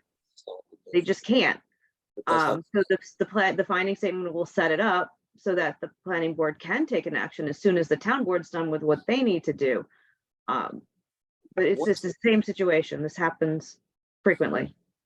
When's the applicant able to file their They said they're revised doing it application? next week, Next week? And when would that come on for hearing then? In March or April? probably March, I think. I don't know how many things are on the agenda already for March. March is what we're targeting. Yeah, so either March or April. I can't say for sure. It depends on what's already. I think Brittany had told me there weren't many things on the agenda for March, so it would probably come on in March, but I could be wrong. So I'm not 100% sure. That's good.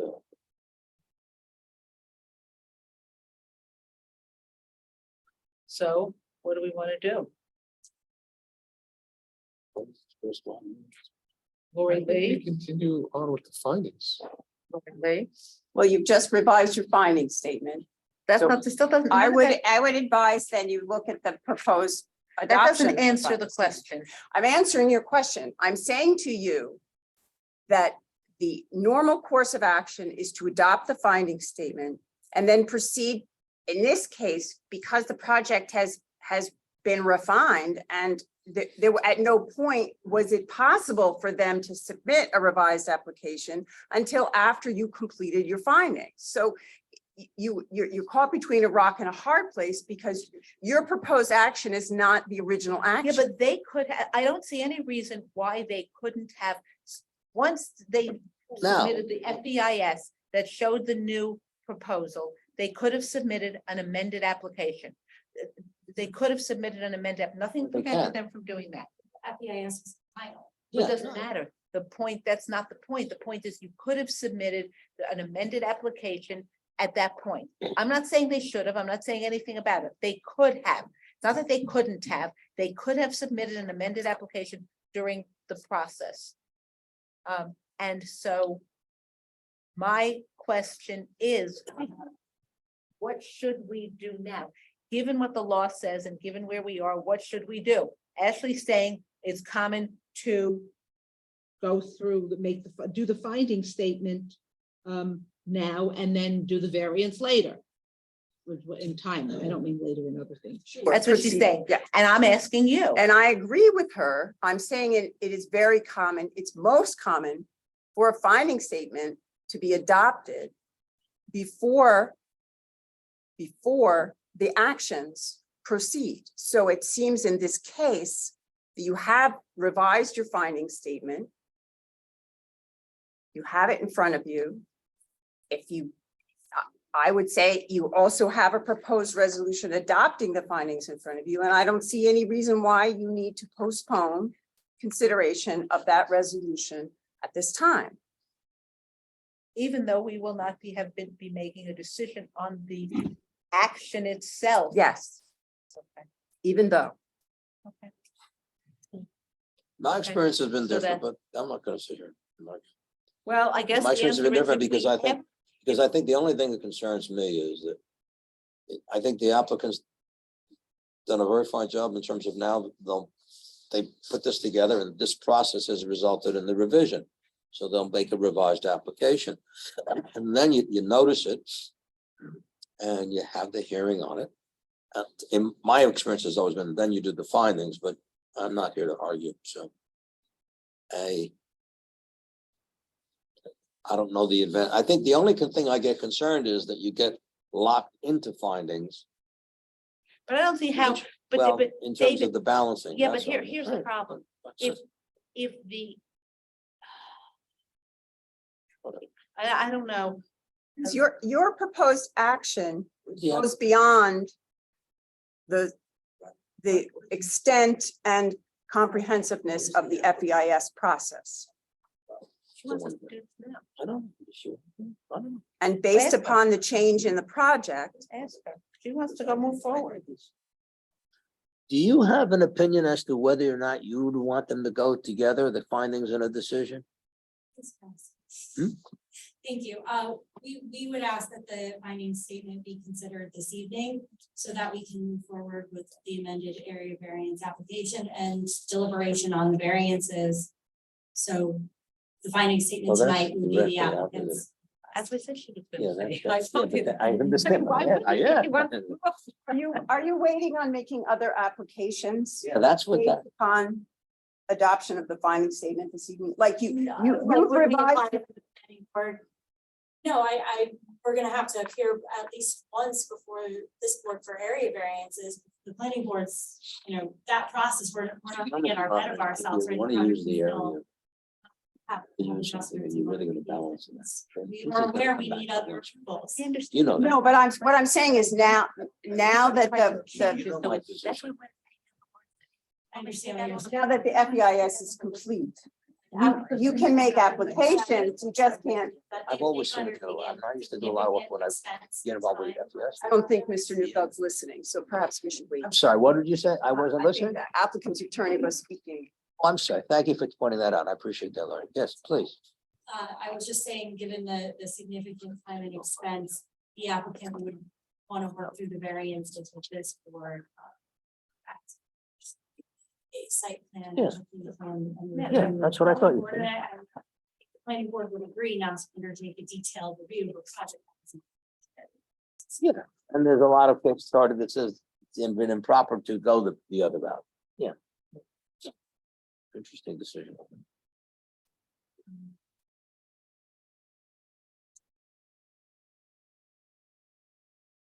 So let's look at the resolution. So are we, guys? Angie, Brian, Dave, Greta, where are we moving? Let's determine that we're moving forward with this and voting on this or otherwise. Just playing devil's advocate. If we elect, we've already done the work, so, this wasn't a waste of time. If we elect to say, okay, we're not going to vote on this tonight. In March, we can look at the application for the variance. That's not going to stop that process. That Either process- way. Either way, that process will happen. correct? I think so. That's the only thing. Yeah. That's correct. I think what we want to do is avoid a situation where there's numerous resolutions and findings and variance findings before this board, and we can move things along quickly. Number That makes one, no and just very clearly. So we've worked through this document. It reflects the seeker review process. The area variance review process will recommence once the amended application is filed. Sorry, go ahead. Evan.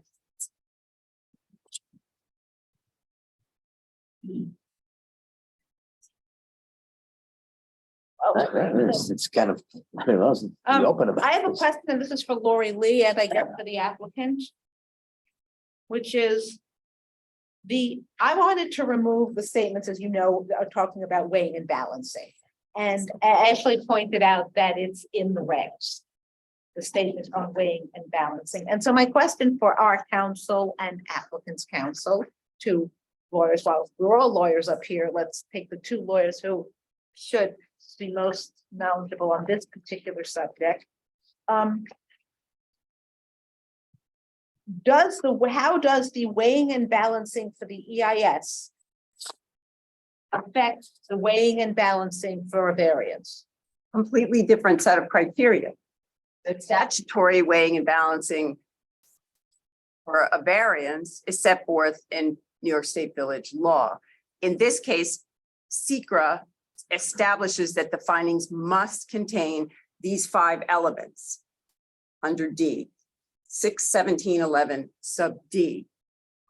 That's these are the elements that you have to include in your findings to adopt it.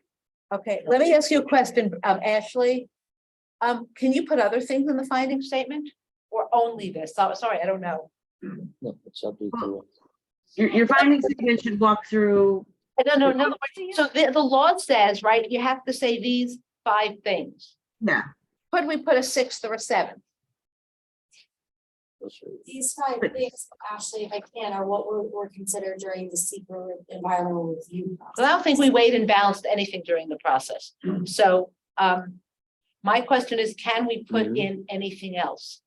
But you did look at the analysis of the potential environmental impacts with the social, economic, and the considerations. You No, we scoped to do that. We looked at the relevant environmental impacts, we looked at the social impacts, we looked at the economic impact, and we looked at the other considerations. We looked at each of these impacts separately.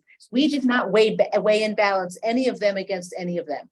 Well, then you should not proceed to adopt findings until you have completed your requirements as the lead agency under secret. I mean, I would argue this board did in terms of the environmental impacts. I mean, we looked at environmental and hazardous materials, for example, Correct. and weighed what should we do the vapor SST, or should we not?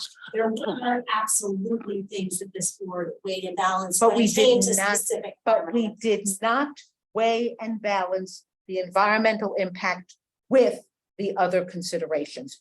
For every potential impact, we looked at the impact, we considered it.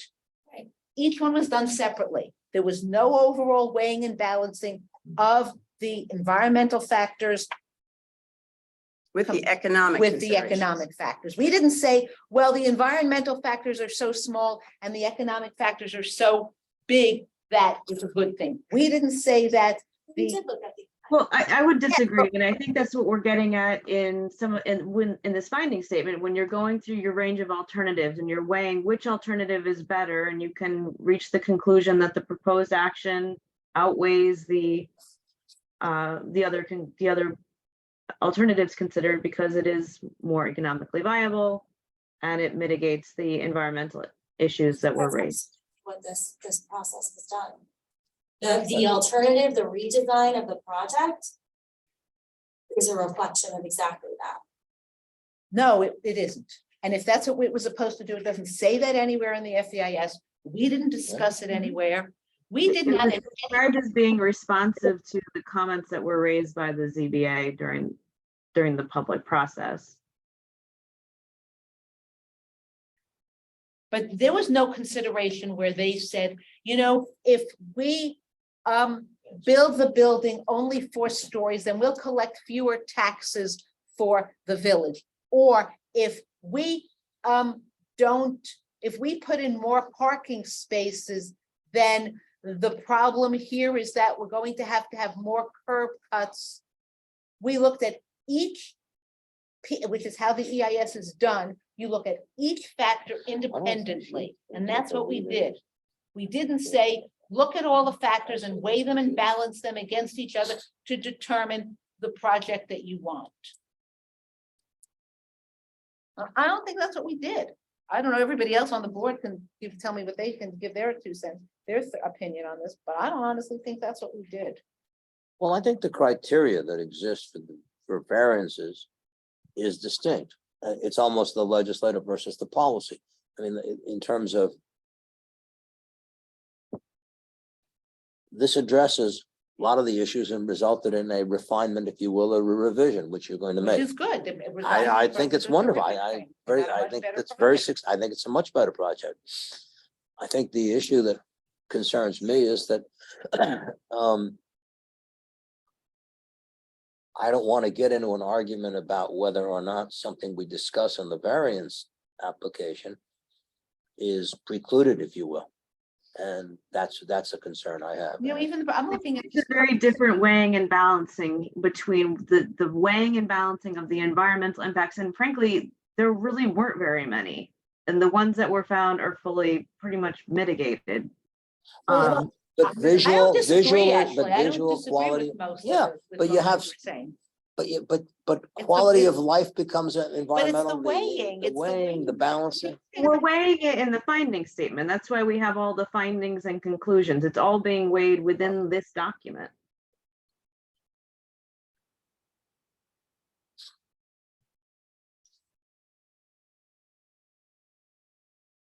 I mean, for example, the redesign weighed the village planning goals, the goals of the maker zone, the future goals. You setbacks, weighed them, we requirements. didn't weigh them.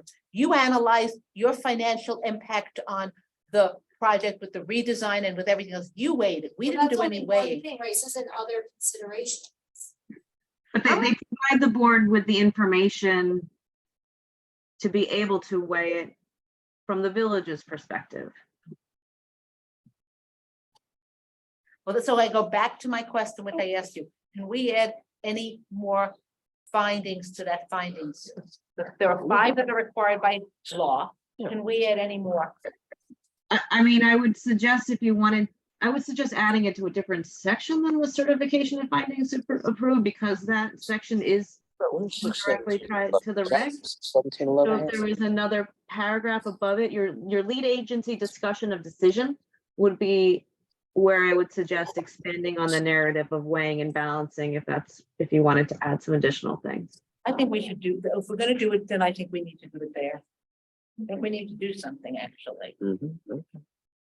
So just from my point of view, just looking at the findings, I mean, I think the statement in the certification is very conclusionary, right? It's a Right, very very conclusionary conclusory. statement. So it's saying we did this weighing and balancing, and you're right, each separate section wasn't looked at against each other, but I think it's because each section, there was like mitigation. We were comfortable in the sense that, okay, this could be an issue, but it was addressed this way, minimal impact.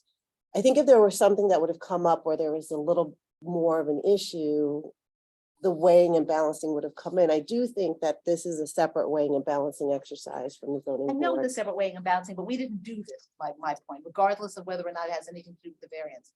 Were you saying, But Dave? I guess how would you, since they're all kind of coming out even, at least from my perspective. How would you weigh them? It's the Since they're not having alternatives. an- It's the alternatives. Also, We didn't really say, look, if you asked me which alternative I want, I don't know which alternative I want. I don't. I think as a conclusion, given what the applicant needs to achieve, there's no point in considering, and given the alternatives, it was sort of not worth, and none of the others would have been acceptable for the applicant. It's alternatives were worked out in scope and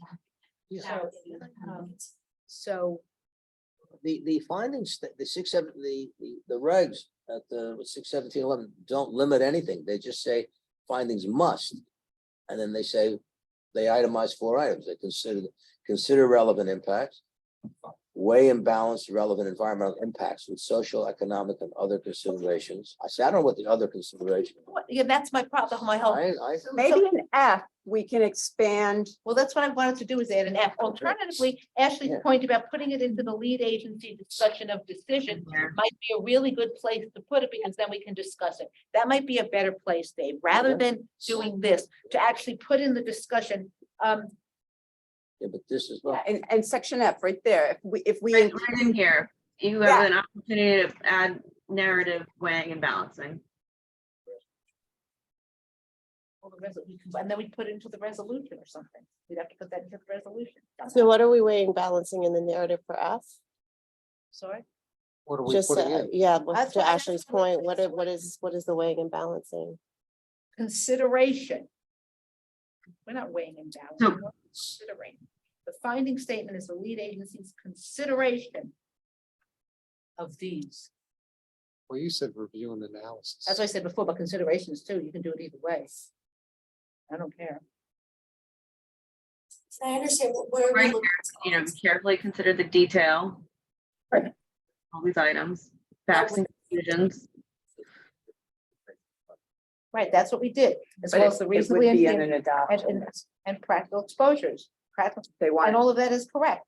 The lead agencies give particularly close attention to issues that were the subject of extensive comment. This finding statement is the result of the lead agencies, but we didn't weigh in balance of these and other relevant factors, so I want to say consideration of all of the, so the finding statement. Comfortable saying that having walked through the finding statement and walked through all of the impacts and the mitigations for the entire project, that you could weigh and balance that the economic benefits of this project No, we and never the did that. mitigations. I don't want to say that. I don't think we did that. Do that. I want to just say, this finding statement is the result of the lead agency's review and analysis of these and other relevant factors and considerations set forth above. That's it. that's what you said. And that's enough. I think we're fine there. And maybe then if we have to say the last, we've said it, but we've already said that, you know, that's what we've done. We haven't weighed and balanced what we have to say by law we did. But we've got something. Anybody else want to say anything else? I mean, no, I feel like I'm just having my 2 cents. here, No, but I think you're making a lot of sense. Somebody else wants to. I just think that, yeah, you know, I think it makes more sense to just to have the whole thing as a package and then have the hearing and then decide the whole thing. But, which certainly is the whole purpose of the It finding. muddies the record to do that, because then you'd have a public hearing potentially on your FEIS and finding statement. It's much cleaner to have this You wrapped wouldn't, up. we wouldn't have an FEIS public hearing because none's been scheduled and Well, none is But I contemplated think what and none Ashley's is saying required. When it comes back for the variance, it automatically has a public hearing.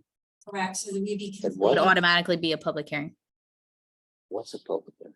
The first time they We've come. already accepted, the FEIS has been accepted. There is not a hearing on whether or not it is going to be accepted. It is accepted, right? Correct. Right, so it's a done thing. Yeah, there's no So anybody hearing on wants the to come to a FEIS. hearing on the FEIS ought to wait their turn because it's not gonna happen. It's not Well, gonna if we be. have it- if- The finding statement is very different than the FEIS. The finding statement is the applicability of this to the project site, which we don't even have an application for because it hasn't been revised, and that's not the applicant's fault. Let's not mix this up. But whatever, because I'm looking at this proposed resolution, Robin, and I'm saying we're gonna then have to, if you want to flip that. It's the same basic thing because it for some reason now it's proposed as having adopts the finding statement and certifies. I mean, it's already in the finding statement. We're repeating and repeating. And I guess that's my only concern is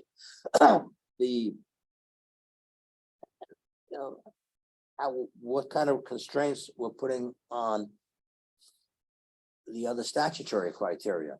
Well, I think, the weighing and the balancing under not. secret is different than Yes, what we need to do for variance. right. Now, I think that we do have to make a commitment here to some of these items. I think that they do overlap. I'm not I don't have a problem with making a commitment to some of the things that we said here because we went through with a fine tooth comb. We've been going over these documents for many, many meetings. And I think the things that we have, discussed, I don't think need to necessarily be considered again once we go to do a variance. In terms of weighed and balanced, again, I don't think that that's a conflict with our giving variances. I think that we did in fact weigh and balance each relevant environmental impact with something. Okay, it says with social, economic, and other considerations. So when it came to the bulk of the building, because an environmental impact is the site of the building. This is too massive. We weighed that with what we thought the area looked like. That's why we decided it was too blocky, and the applicant did in fact change that. When it came to certain things with lighting, like we discussed earlier, we said, well, it's an environmental impact. You're going to shadow, you're going to create a canyon effect on Railroad Way. This is, well, okay. So that is looking at what the other considerations are. Each consideration was unique to the environmental impact that we were discussing at the time. Did we weigh and balance the environmental impacts against each other? I don't know that that's what it says. Again, I don't think that making a commitment on the things that we've gone through here with a fine tooth comb affects our variance decisions. I don't personally have a problem committing to this statement. But there hasn't really been a compelling argument Sure. for going ahead and committing tonight. There's, it's kind of, well, we want this done, so then we can check this off the box and then we can look at the variance application. There hasn't been a compelling reason why we have to do this tonight.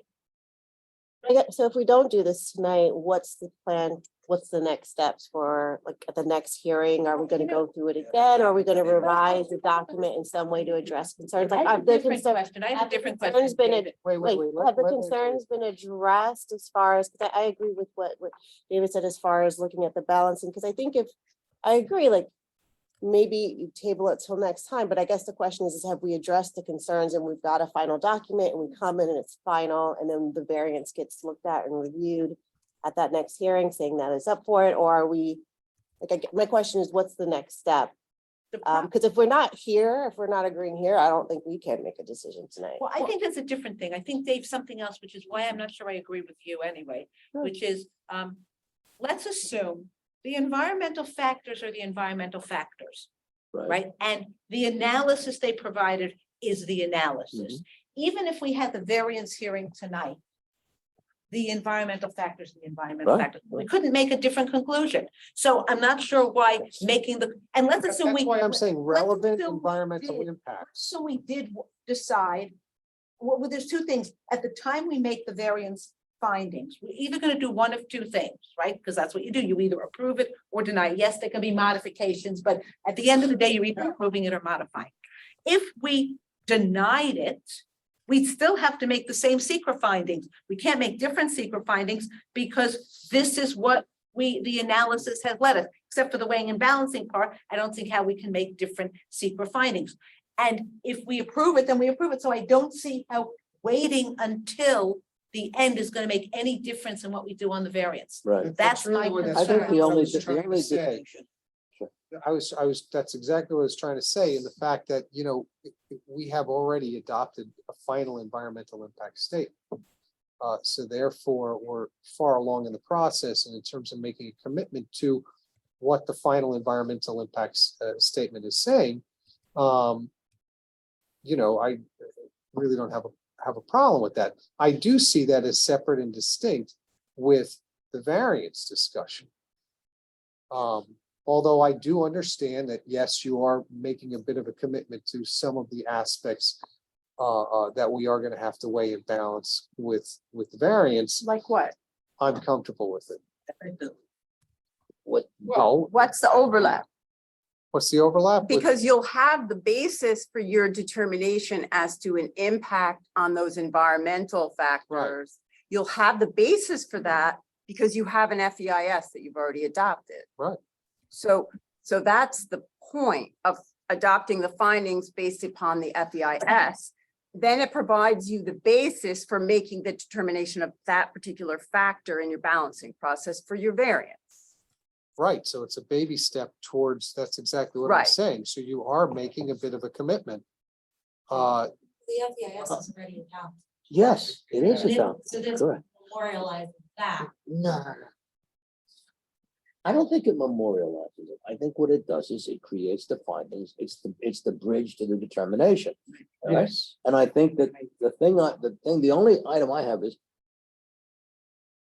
it's, in my opinion, that's all this is it's unnecessary and it, my experience is it's done after the hearing on the other matter. But one of the concerns is that when people do balancing, the word environmental, I haven't studied it lately, Utica, there was a lot of cases, gentrification, buildings, how high they were. In Chinatown, that was a big issue. And, you have a lot of different cases. If I'm in your position, if I'm in the applicant's position, what I'm going to argue to everything is, wait a minute, whoa, look at the certification you made. And that was encompassed within it. And I think that's an arguable position, obviously. And It's in so, the FEIS too, Hmm? right? yeah, that's true too. But I think one's a little deep. See, one is the nexus and the connection to the actual taking the application to the FEIS and saying, you see, look, bump. And that's what the certification really is. It says, listen, this does it. This is fine. This wonderful. This is all works and it works to this. So I don't know. To me, there's no requirement to do so. I suppose, the board will then have to deal with that. If I have no idea, and I want to be very, very direct with you, I have no idea what the balancing and what some of the concerns are, because that hasn't been discussed. One of the reasons it hasn't been discussed, we haven't even seen the application. Okay, the revised one. No, we understand it. I mean, we're not being cute. Ryan's position. I do truly believe, having been here with you all over the duration of this, you have individually balanced everything. Well, But then, this fine, is so- one test, the Fine. area variance, as you know, is a much different, going to be a more involved process in some extent. So, You think so? Really? well, it's a different scope, right? Here you looked at It's a- environmental impacts, and it actually said, right, of which there were a narrow amount, right? We looked at hazardous materials, we looked at parking. What about the combination? What about if I didn't mean to interrupt you, and but what if somebody brings up the question of size and in the area, and that this is disproportionate, and there's a concern about whether the visual, how it fits in, the comprehensive plan or whatever they got. How does that, is it your position that that's not restricted and that's not precluded because of the FEIS There or were findings? significant modifications made to the design of the building to address those. But that's concerns. not my question. I don't know. He's asking if suppose when it comes to the variance, you apply for the building that was described in the FEIS and someone objects to, says, let's say we get comment, this size is really too big for the village, Right. okay? And his question was, are you saying that answer's already been put paid to because that determination's already been put paid to because but we don't actually say there's no. Well, no, but generally, Of just substantiality, or because I mean, honestly, part of our argument too is we comply with the total height of feet. I mean, that's not really something. Well, you're not that this answering the document- question. The question has nothing to do with the specifics. The question is a general question. Whether or not you comply, and you don't comply with everything, or we wouldn't be here. You don't comply with, let's take floor area. Let's say someone comes in, people start coming in and commenting that the building is too big, too big, too much, too big, too big, too big. Okay, and that's all the comments we get. He's asking whether or not you would say, sorry, you can't do something on you can't, take a position on the variance because the FEIS, but I don't think the FEIS says that, David, so I don't think it's an issue. I don't know, yeah, well, the I don't findings think it's an do, issue. I I mean, think we should put in a statement. I'm serious that we should put in. that so we're the subject. F, no, the F should say that Oh, yeah. something about the, none of Nothing the here is- considerations, none of the considerations, the board looked at, or none of the considerations that were balanced or weighed in making this finding statement relate to the findings of the variance. Right, because the Fine. findings of the variance. And are I would much put that- broader. And I would just put that statement. in. Or the determination or the application of the variance determination. Right. I would put That's, that. I think that's, fine. Yeah, I Is think that- that's certainly a nice bridge. Lori, Lee, or Ashley? No, it's, the findings are going to be the basis of your decision or action, but they do not dictate your decision or But action. that's not what I'm saying either. What I'm saying is that we did not, this says the ZBA has weighed and balanced the relevant environmental impacts with social, economics, and other considerations. We don't know what other considerations are. And we want to make it clear that those other considerations are not any of the considerations that must be weighed and balanced in determining the variance, period. This is- Yeah, I think, oh, yeah. I think we can add a sentence like that to section F. I did pull up the seeker handbook and just to the question about findings and actions. It is clearly stated here that seeker findings are the basis for the decisions on an action. An agency may choose to include the finding statement as part of its decision. However, a finding statement by itself does not constitute a decision. So Yeah, I we think understand that, this but said that is doesn't- consistent with that. Oh, but there's another that's not- section of there that So says, that sort of unfortunately isn't the Yeah. Yeah, answer. no, Well, I there- like your. I like the way you put it. There's a section. I mean, that's that's Yeah. all I want to make it clear, that the other considerations is not defined, and I don't know what that And this means. doesn't preclude the application. Exactly. Right, You can- that's you what I can wanted say to say. application These criteria. findings do not in any way, Include the application of criteria. Right, that's very well said. Yeah. and that's what I want to say. Yeah, So I would like to add a in F. VI. Enough. Well, we're in two different places. We have Because, in F, we can put it in F. no, it's not the Fine. discussion, Fine. certification. The certification. Did you really want to say is the certification does not The- right, preclude? the certification, The weighing and balancing, uh, it, in this finding statement is, is a precursor to, but does not dictate it's, your action and review under the variance. what it It's going needs to- to be, I think what we would like it to say is, this finding statement does not relate, it does not include any weighing or balancing or consideration of the criteria applicable. The criteria, statutory the criteria. statutory criteria. criteria applicable to a variance or any other decision. Which one to the? That should be on the certifications.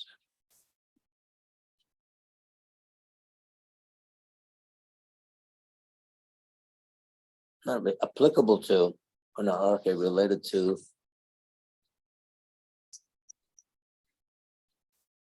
or it does not preempt. Consideration. Preempt. But it's. Yeah. No, it's Yes, I want it to be No, clear that the no. weighing and balancing is not, we didn't weigh or balance. their criteria applicable to an application for an area, for applications for area variance. Which have, That's enough. what do you want to say, which will be filed, sure, no, okay. fine. No, you don't need to. You don't need to. They might decide to drop it. Consider the, Or they might end up not filing it for 4 months, so Finding statement does not include. does this also have to go in under, that's when the resolution. it doesn't have to go under E? No, I think we're making it I clear got you, all there. right, fine. Environment, it's clear that this is relating to environmental impacts And under this the is, seeker tent, and this is relating to the weighing and balancing of. Good. yeah, that's I can fine. live with that. And I'm fine with voting. I think we should vote But today. there's, 'cause after- on I this realize that resolution, they- there's some issue. Applicable to any application for an area variance for the proposed action, for the proposed project. You know what I mean? Like you could make it specific that it does not preclude, it's not applicable to what you're gonna have to do should you receive an application for an area variance on the Well, it's not proposed. proposed project, it's whatever, I think it's called. Isn't it? Yeah, Proposed action, it's an action. Yeah.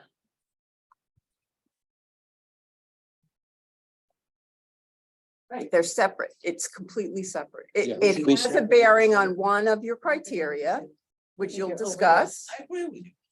But here's your issue. What was it?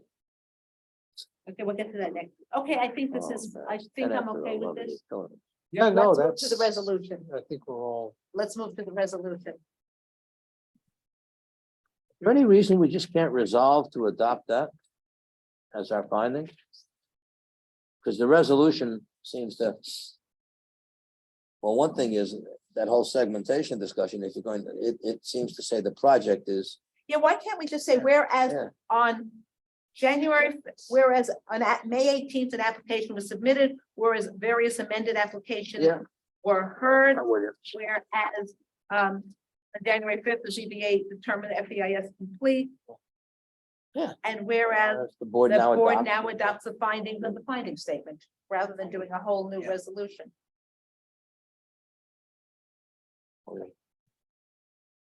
We don't have to make the same finding statement about thing again. I think so. I like that much more, because this one you get into the whole second, you get into, by restating everything, it's every nuance. Now therefore be it resolved that the ZBA in its role as lead agency for the environmental review of the project in accordance with secra hereby adopts the finding statement dated February 2nd, 2023. Right, I think that's all. we And need. then be it further resolved, you direct the finding Correct. statement, the notice is blah, blah, blah. Right, Okay? because we've already made the findings in the finding statement. I wouldn't say as lead agency, I would just say that. That's what you're doing. Yours and yours.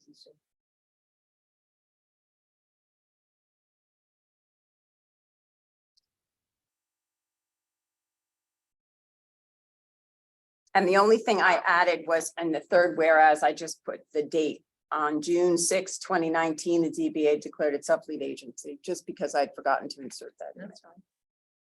But Which everything, is out, which, the rest of this is out? the part that's out is which impertinent part certifies that, and then 1, 2, 3. 4. all the whereas's in? Yes, it just it states Well, the David, go ahead, dates. David, to go through your problems with it. Well, the only whereas problem, I think, is whereas during a subsequent proceeding in connection with. Were you defining the project here? See, it's. Yeah, that's wrong. See, it's wrong in the beginning, That's it's wrong, that's why I was saying, I think. That's wrong. And I was saying, it's just easier to just to The say, proposed action is not, is the 46, it's the whole package. it's the whole package. That's why I think if you just simply said, whereas the lead agency and whereas we've adopted the FEIS and whereas we've now made our we adopt our findings, period. On the proposed action.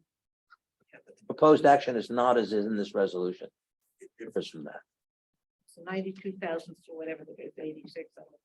The proposed action is not a 314 square foot addition to the existing at the project site and No, the the removal of. proposed action is the whole, is the proposed action, as it says in the finding statement, is. Find the definition of proposed action.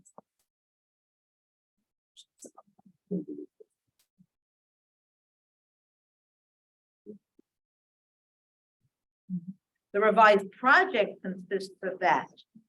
But And that's why I think if you just do a the simple. like proposed you said action it, would be what Robin 84, said was- 806 square feet. That's what the proposed action is. Rob, the way you read it was really nice and clean. You just said the whereas, the three whereas. Whereas, but you have to talk about what it is. You have to say, whereas on June In the 6th. next paragraph, it says a total of 804, Well, do we 806 need to square say feet. all that? Why do we need to say this? Lori Lee, what if we say after the fourth whereas clause, right? Because we need, the fourth is just laying out what we said. Whereas Right. the applicant redesigned the project based on comments received during the public review, resulting in a proposed action consisting of 84,806 square feet as described in the FEIS. It's the same Okay, application to the planning board. Whereas on January 5th, we determined it complete, that's fine, called for notice of What is it? completion, having now reviewed, yeah. so it's received during the public review process. Oh, yeah, I meant to ask that. Why do we have anything about the site plan in? I saw that when I read this. Why is the first paragraph refer to the site plan at all? Why is it relevant? Not relevant to I us. would take out the first whereas, start Yeah. with the second one if you want. Yeah. Okay, with lead agency, fine. And then the next is we did a pause deck, Yeah. period, and that's it. And if you have to put some of the definitions, you have to move It's some of the that- definitions. That's taken directly from your former multitude of resolutions. That first whereas clause is taken directly out Okay, of but we that. don't need it I now. never seen it before. I'm not sure what former. I don't know. resolutions we I've have. never seen that before. What former resolutions did we have? The adoption of the FEIS, I didn't make it up. I just copied it from the former things that you've reviewed. You want, okay, so you just want to start. Oh, it's on the resolution, but I don't think we need to say it here. You Yeah, it wanna- does say that on the resolution we adopted last week, but we spent a lot less time on that. I know we spent a lot of time, but we spent less time. If you want to just state it. we can just move on what you said. Okay, so on or about June 20th. Now, here, so on or about June 20th, the East Coast submitted an application, whereas the ZB declared itself lead agency. Whereas the ZBA issued a pause deck. Whereas during the subsequent proceedings in connection with secret, the applicant redesigned the project based on comments received during the public review process. And with the result that the proposed action now consists of a 84,806 square foot project. Okay, where as more particularly described in the FEIS. Then whereas on January 5th, the ZBA determined it complete, called for notice of completion, et cetera, et cetera. And whereas having now reviewed and finalized the finding statement, the ZBA is now prepared to adopt said finding statement. I don't know why we have to proceed to adopt. Is now prepared to adopt said. Now adopt. You've reviewed and finalized, so if you want to just put is now prepared to. That's fine. The ZBA is now prepared to adopt said finding statement. Okay, so it's whereas during the subsequent proceedings in connection with secret, the applicant redesigned the project based on comments received during the public review process. Whereas the proposed action now consists of An 84,806 square feet as more particularly described in the FEIS. Okay. And then where are the, why don't we look at this thing? And then whereas having now reviewed and finalized. wait, the- I can't write that fast. It's more described in. Okay, and on January 4th, they determined the FEIS complete, called for a And then- notice of completion to be published. And then I think it is right, having now reviewed and finalized the finding statement, the ZBA now adopts the finding statement, period. That's it. Yeah. Oh, I don't no, wanna and be restate- it further resolved. What's that? What's the further result? We direct the finding statement to be published, Fine, fine, printed, fine, whatever fine, else. But I wouldn't restate everything in there, because I'm gonna go all through this again. You're not leaving that all in there, are you? No, taking it out. no. We adopt the finding Yeah, statement. that's it. By adopts finding statement dated February 2nd, 2023. Yeah. Okay.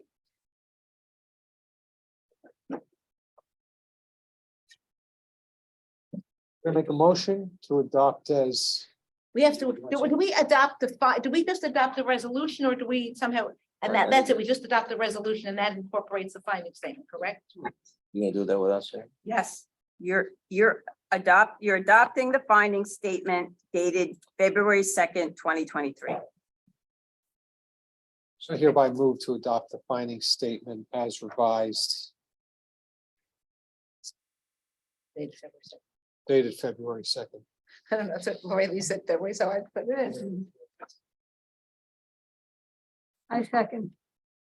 Okay, Dave, Yeah, with the resolution as you dictated. with the right? resolution, right? Yeah, yes. Greta, Nancy, Yes. Brian, Yes. and I vote yes as well. You circulate the resolution Yeah. before it's signed or when you sign it. Yeah, we'll circulate it there. I have one, don't see it now, but yeah. Thank you. Robin, before we adjourn, Yeah. and I know everybody wants to, including me, Yes, yeah. there was some correspondence, I guess maybe it was this week or last week. Oh, yes. Yeah, 886. Yeah, and I'm wondering whether we need to Minutes were amended. have a resolution saying that we did not, we didn't approve it. We didn't, the votes Well, weren't there. No, they Why just can't- amended the minutes. They're revising the minutes. The minutes were revised and it says it at the bottom of the resolution that it was a denial. It says it. Oh, so Okay. there was Resolution's another- in front of Robin. Okay, so it's Okay, been there was a filed. resolution made saying that. Okay, I'm sorry, I didn't get the motion, the vote. I didn't get the motion or the second of the vote. Oh, Brian I moved, Okay. Greta seconded. and What- everybody voted. What happened to those, that file? It was right over here. Oh, It's okay. You want to take dates?